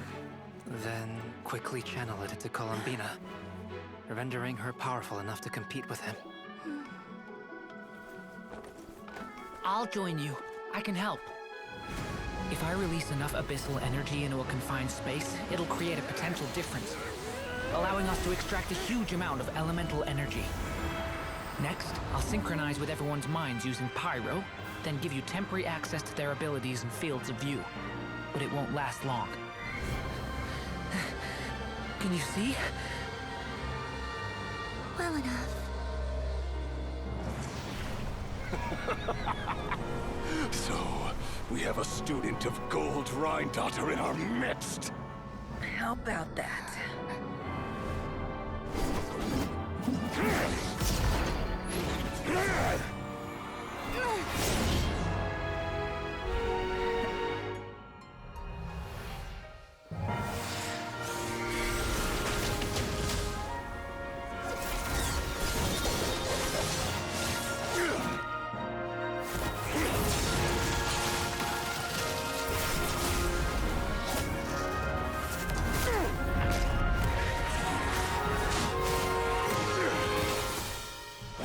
You use my own power against me? Just like how you stole Kuvaki. Look familiar?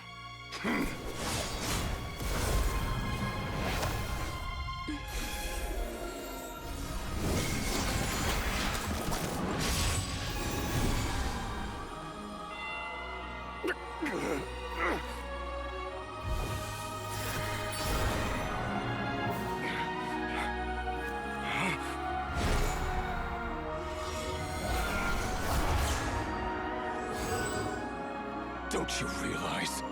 You don't have the power to hold that gate open. I don't, but someone else does.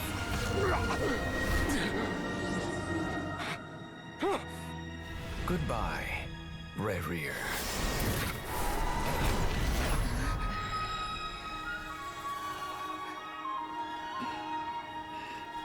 We won.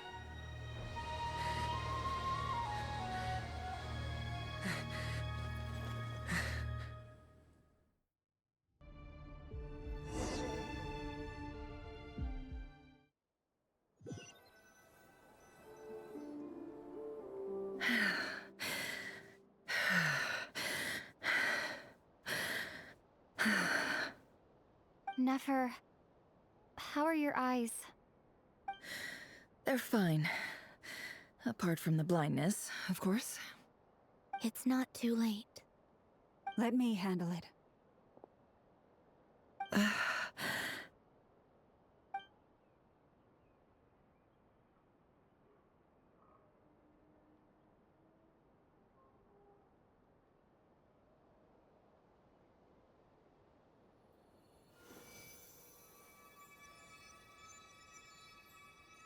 Miss Nefer, it's not like you to lose your composure.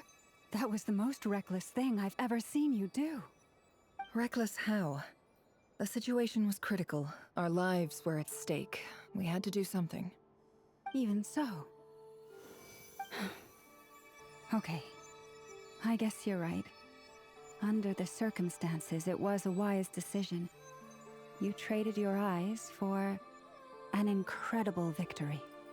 In business terms, I suppose that's a huge return on investment. I'd be hard-pressed to argue otherwise. Still, I don't like this outcome, and I don't want you to lose your sight for good.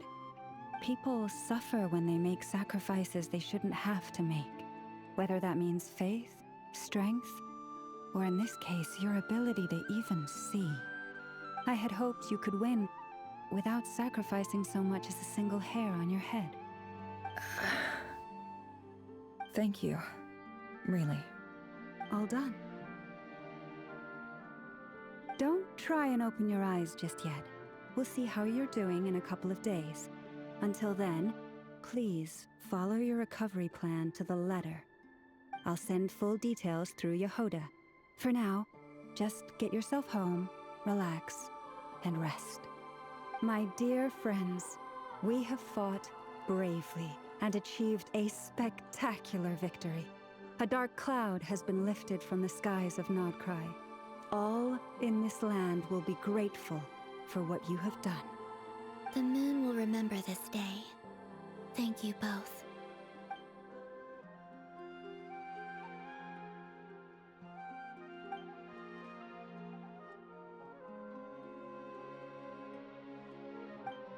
There's something I want to let you know.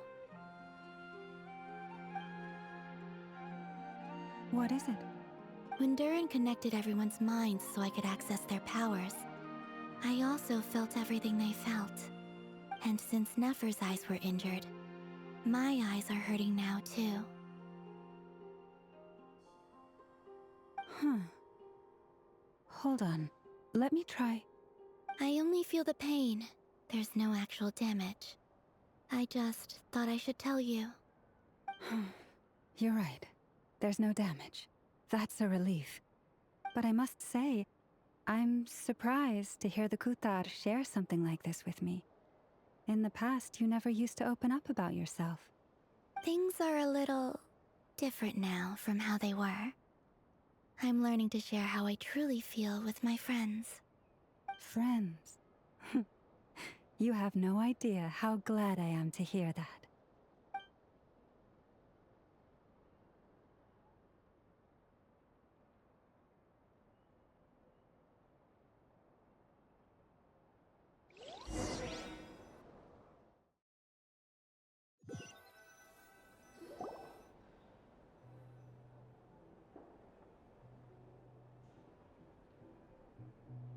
Yay! You're awake! How are you feeling? Any aches and pains? Did you sleep well? I'm doing all right, Paimon. No need to worry about me. Phew! Well, that's good. Paimon's been sitting on the edge of the bed worrying about you for ages. You slept a whole day and night. Poor Paimon had to eat all by her lonesome. Glad to hear you didn't starve. How was the food? Well, it wasn't the same without you there to share it. Honestly, Paimon just can't relax when you're not your usual self. She couldn't enjoy the food and settle down to sleep. Well, I'm back to normal now. Oh yeah, and Albedo swung by earlier. He said to tell you to head to the tavern when you woke up. Varker and the others are organizing a victory feast and they want to celebrate with you. He also dropped off some medical supplies, but you seem fit as a fiddle, so guess you won't be needing those. If you're feeling up to it, let's head over now. Wouldn't want to keep them waiting.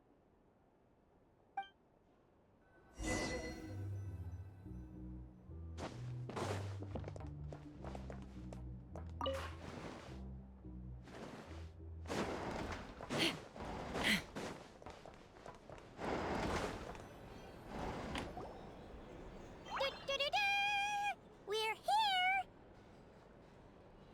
Oh, Traveler and Paimon! Perfect timing! We were literally just saying how there's no way we're holding this victory feast without you any longer, and we would have postponed it till tomorrow. How are you feeling today? Much better, thanks. Don't worry about me. Relieved to hear it. If that changes, just let me know. Happy to check you over at any time. Yep, we're here for you. Anything you need, just let us know. Oh wait, where's Nefer? How are her eyes doing? Nefer's right over there. I'm sure she'd love to catch up with you.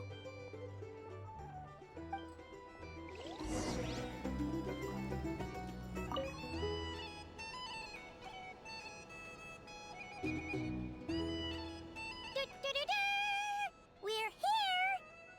Oh, Traveler and Paimon!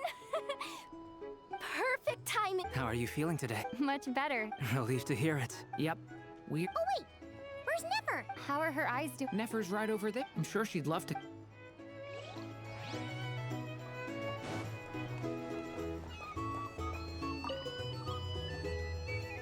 I thought of 1,000 ways to congratulate you, but Now you're here, words are failing me. The honorary knight stuns them speechless once again. The other knights told me that Mondstadt was the first stop on your journey. All of us are truly delighted to count you as our friend.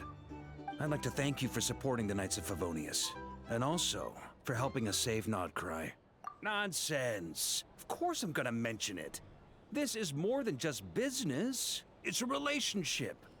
And there can be no relationship without showing gratitude where it's due.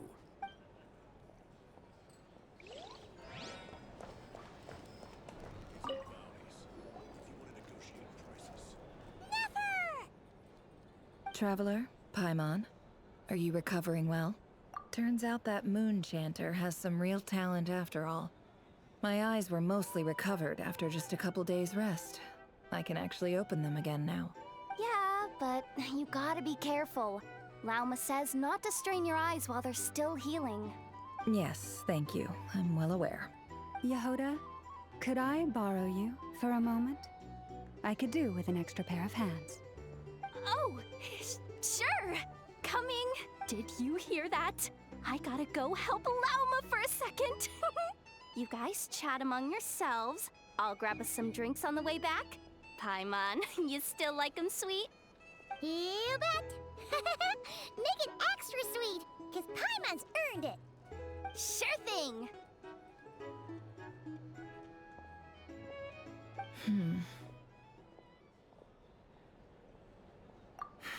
The Raker of Solnari. Kind of a snake, don't you think? No, definitely a snake. A poisonous one who spewed his venomous hatred everywhere. Anyone who seeks revenge out of hatred for other people has become a snake. That's something my dad used to say. Perhaps. I'm sure it sounds like a very wise and open-hearted perspective to your ears. But me? I think hatred is a perfectly justifiable emotion. What else is left when everything you depended on in life gets stripped away? Something's gotta fuel that drive to keep on living. If you're worried about me, you can nip that in the bud. I'm not someone who gets stuck in the past. It's just... I suddenly feel like I was wrong to call my father a liar. He was just a fool. That's why the Academia turned their back on him, and why the other tribes ganged up on him. Oh, Father. How much better things could have been if you were a skilled liar. Look at the Ibis King. Thoth is a fiendishly cunning liar. And yet, strangely, he feels more like a father to me than my real dad ever was. He's never brought it up, but I'd bet he feels the same way. Why else would he give me the power to perceive the truth, while at the same time training me in the art of deception? Well, King Deshret banished him to Aru, which is essentially a prison, and posed 3 questions to him. He promised that he'd have his freedom if he could find the answers. His response was to take on a physical form and approach me, hoping that I could become his envoy and search for one of the answers on his behalf. Did he really think I'd fall for that? He's stuck there. He can't make me return what he gave to me. So that's enough for you to decide he's nice, is it? He's a prisoner, and he was scared. So he decided to perform some good deeds to win people's approval. He lives in fear because he's a deceiver. How is Rerir any different? You can't work as a spy your whole life and expect a happy ending. It's preposterous. Yet I can't say I don't understand it. Liars live in the darkness of their own making. But it's still human nature to want to go on living. They say that a liar's soul is the most worthless thing in the world. What do you think? Good. If you understand that, it means you're smart, and you see things objectively. If you ask me, the soul of a liar really is worth nothing, because all they care about is themselves. For example, when something good falls into my lap, I don't go sharing the news around. Stops other people trying to steal it from me. So be it. They have sharp ears. I can't keep anything from them. Oh, is that what it looks like? Well, you all know my past now. And I can't simply eliminate everyone who knows too much. So I guess I just have to put up with you. For the foreseeable future, at least. When you find yourself in a situation you can't control, the safest play is to keep calm and start monitoring everyone involved like a hawk. In the intelligence world, you need to have a sense of perspective and play your hand accordingly. If you understand what's at stake, please ensure my secret is safe with you. I trust you'll respect my wishes as a friend. But don't forget, I will also be watching you like a hawk. Very good. Oh wait! Now that the panic's over and we've all calmed down, Paimon suddenly remembered something. After all that build-up, our mystery ally never showed up even once!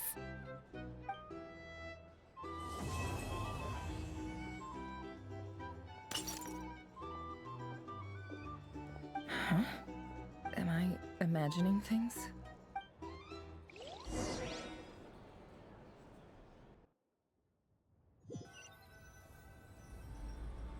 So, that close colleague who stayed behind with you? What's he been up to recently? Don't know, don't care. I get more normal human interaction from hanging out with Bosco 2 than him. Although, now you mention it, he hasn't bothered me in a while. I wonder if...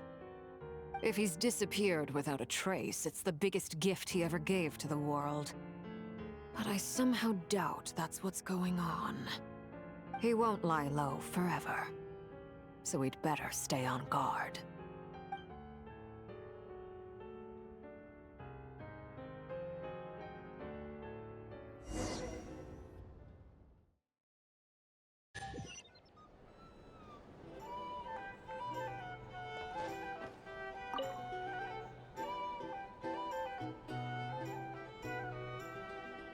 Ah, Lord Sangama Bay.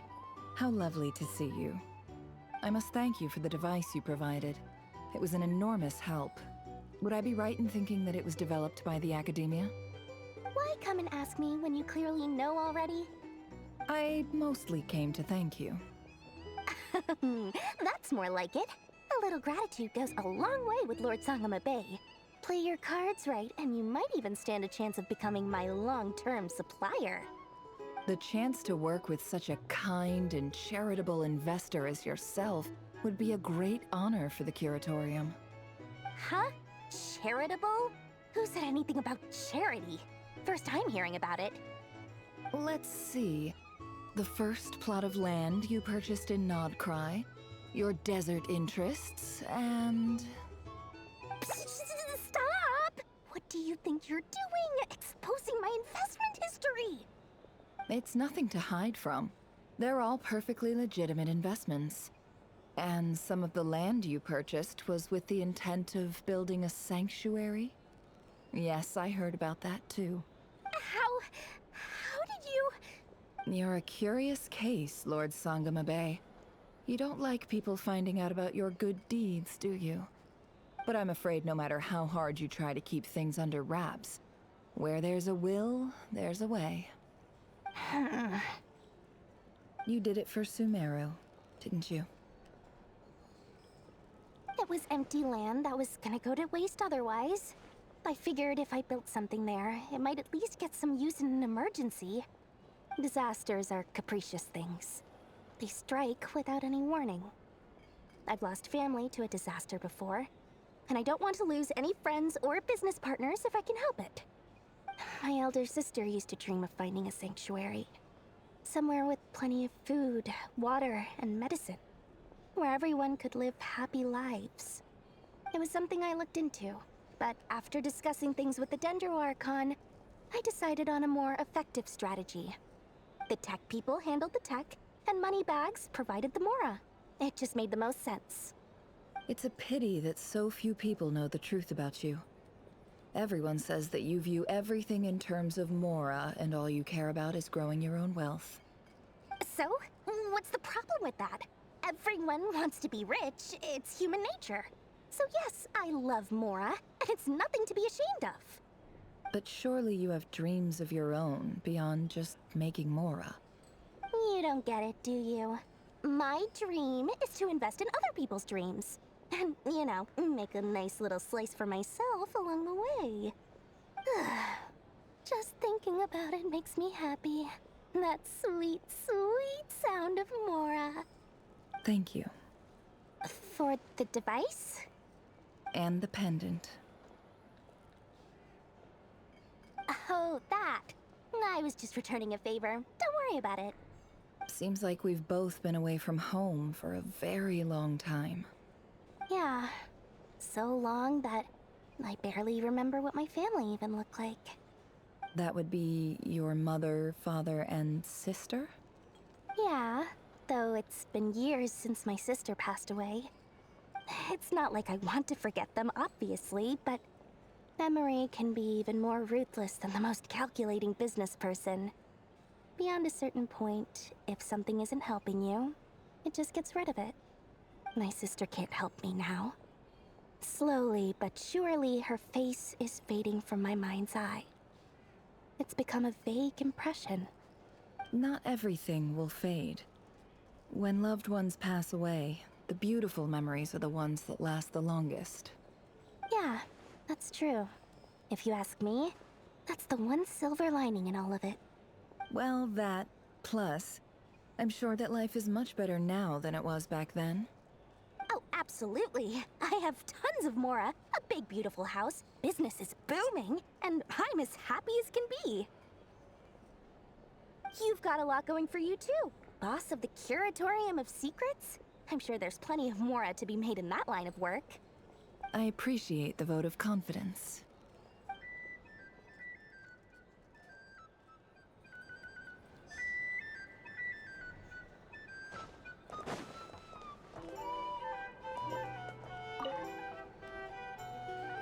How have you been holding up?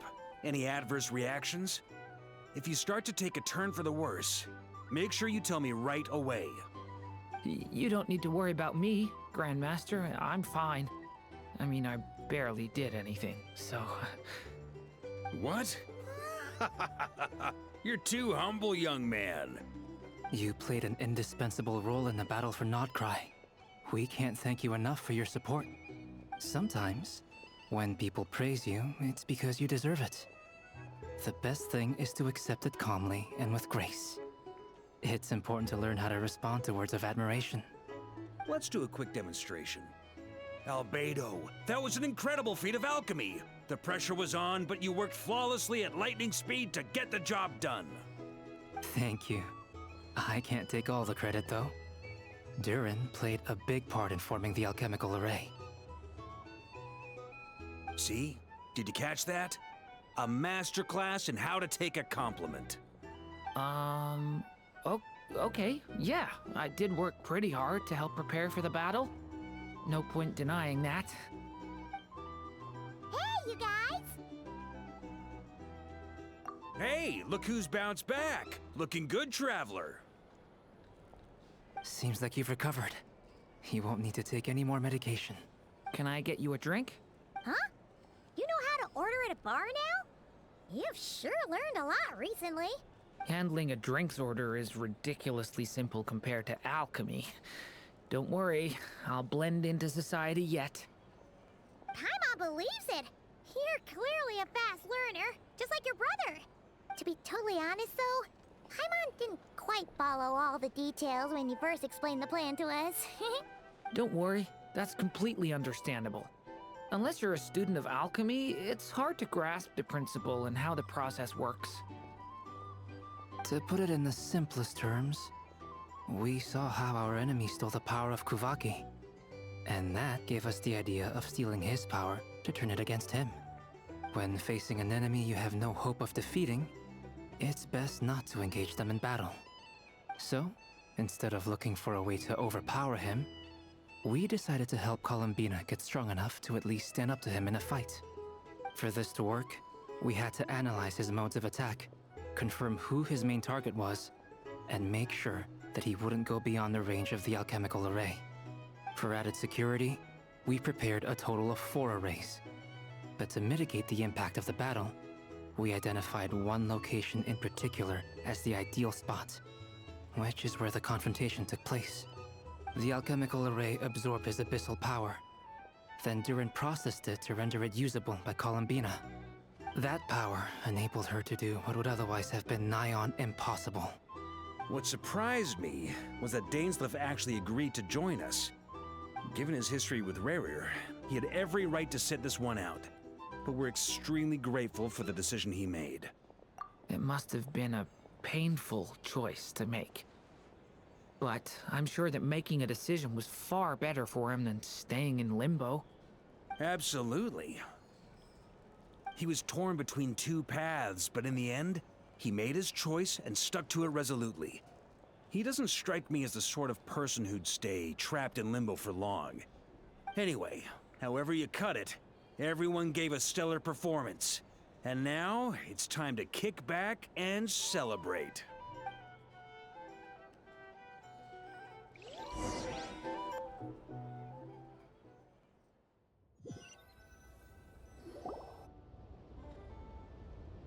That's the only reason you're here.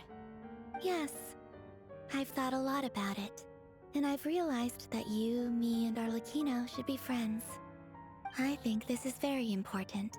So I felt I had to come and tell you. Well, this is a new one. I'm so moved. I can't even hold my teacup. If that's all, you can leave now. Do you not want to be friends with me? Or is it that you prefer being co-workers? What is this, Columbina? Are you deliberately testing my patience threshold? Right now, my politeness module is active. But if you say another word, I swear I'll shut it down. If your politeness module was active, wouldn't you say the word please at some point? Polonia, please see Lady Columbina to the door. Will you still invite me to your next tea party? What? Yes, I think you will. Bye-bye, dear Sandrone.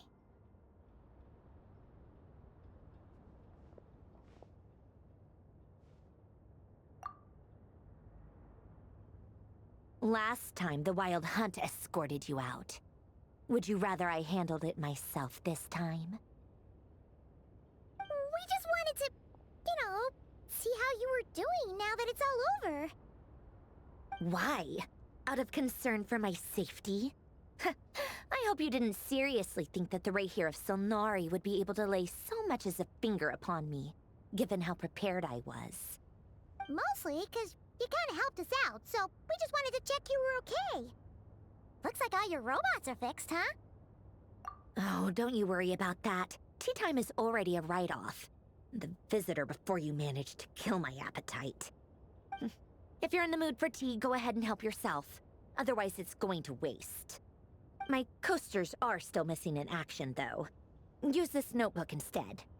Whoa! Pretty hefty notebook. Look at all those calculations. You can ignore those. They're just dumb scribblings. I doodle and write in my free time.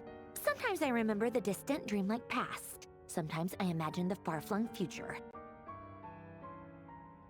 And other times, I grit my teeth and note down all the crazy nonsense going on in the present. Some people do the crosswords in the newspaper. This is my equivalent of that. Trying to predict the future is like daydreaming. And writing about the present just makes me furious. The past is my favorite. If nothing else, it's already set in stone, so I don't have to rack my brains trying to figure it all out. Huh. Although, having said that, the only vaguely interesting memory in my past is probably that guy they call Lord Artificer. Who else? Pretty much all the mecha and Fontaine are his personal handiwork. Wait, are you saying you know him? Like, personally? As a friend? I mean, I guess we were friendly enough.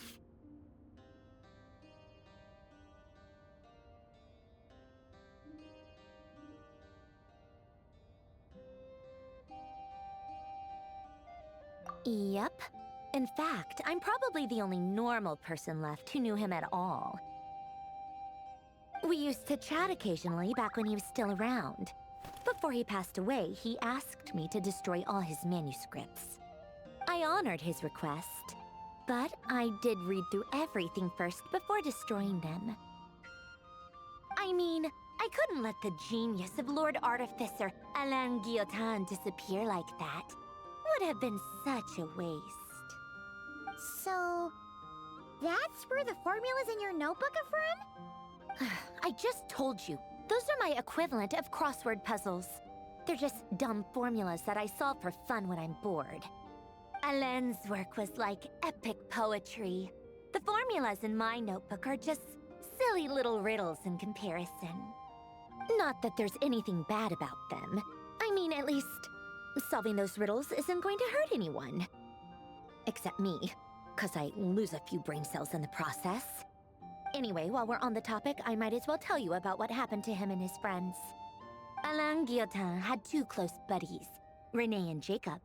They spent their childhood years together in the Nazissenkreuz Institute. They were all quite competitive, so there was some rivalry between them, but it was a friendly rivalry. But beneath the friendship and the rivalry ran something deeper, a sense of nostalgia for the past. Unfortunately, childhood would end.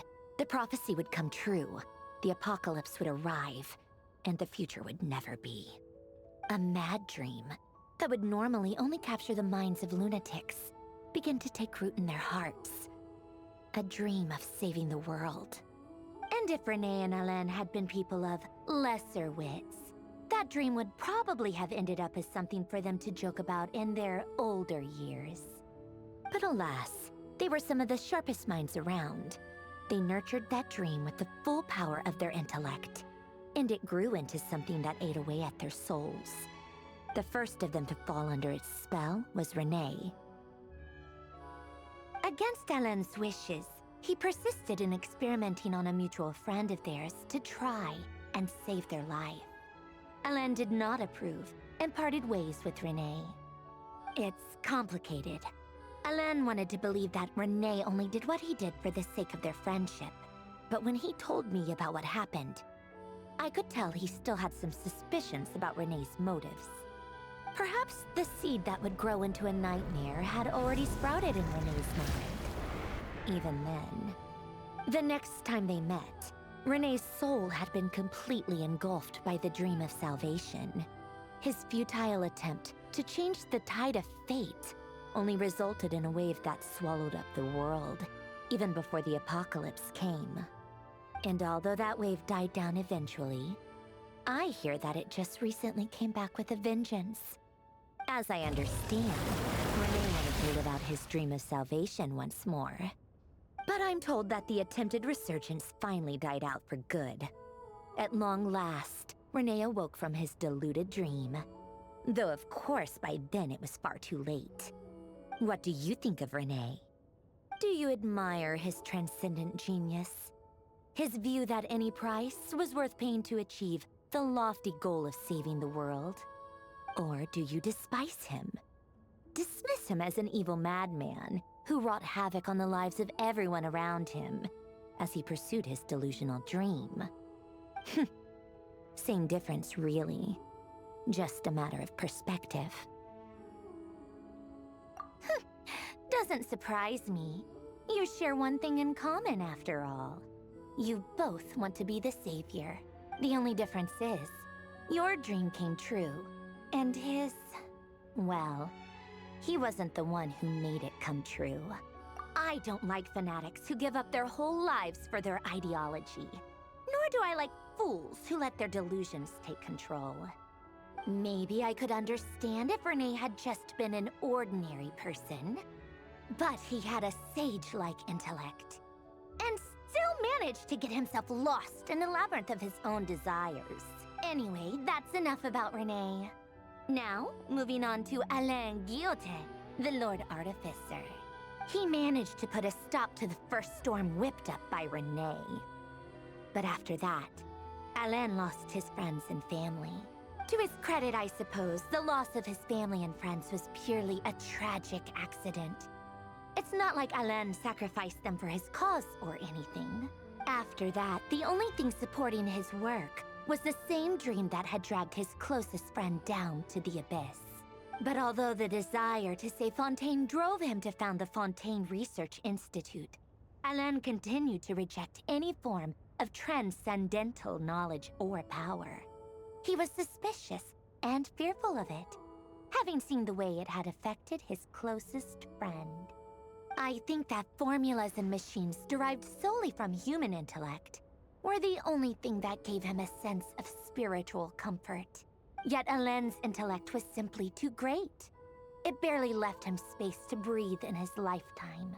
Once he realized that the end of his life was approaching, he finally accepted the truth. The Nazissenkreuz Institute needed someone, and a human being, to see its story through to the end.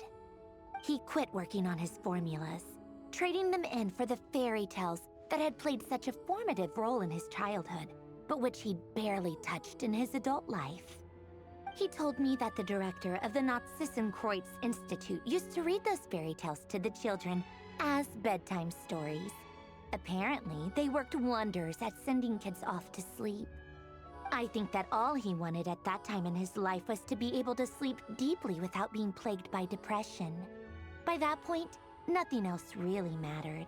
At the very end, he laid down to rest in the ruins of the former Nazissenkreuz Institute orphanage, while the Fontaine Research Institute he had founded continued tirelessly with its work.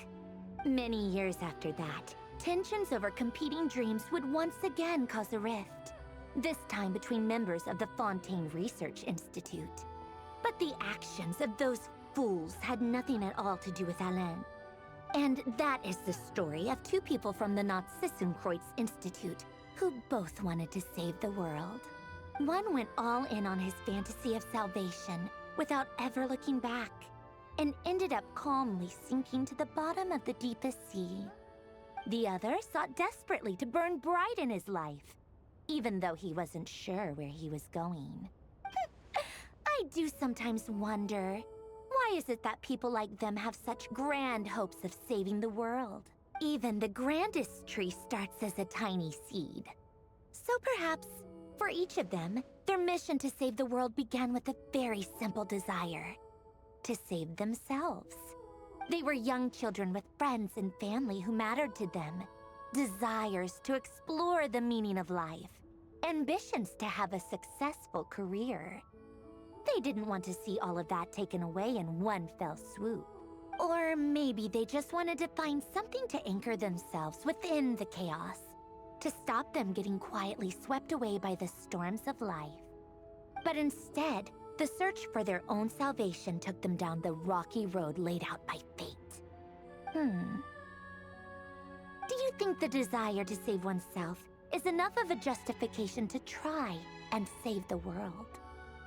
Sensible answer. Glad to know you've got your head screwed on straight. Alain would disagree, though. I asked him the same question back when he was in his prime, putting all of his energy into his work. Yes, it's enough. No elaboration, just a quick, short answer before getting right back to his work. He was always that way. All right, tea time's over. I owe Arlecchino a favor for telling me these stories. I'll have to bring a whole sack of gifts the next time I visit the House of the Hearth. I'm gonna go tinker with Polonia now. You guys can do whatever you want, as long as it doesn't involve interrupting me. Polonia, exit hibernation mode. Begin diagnostics.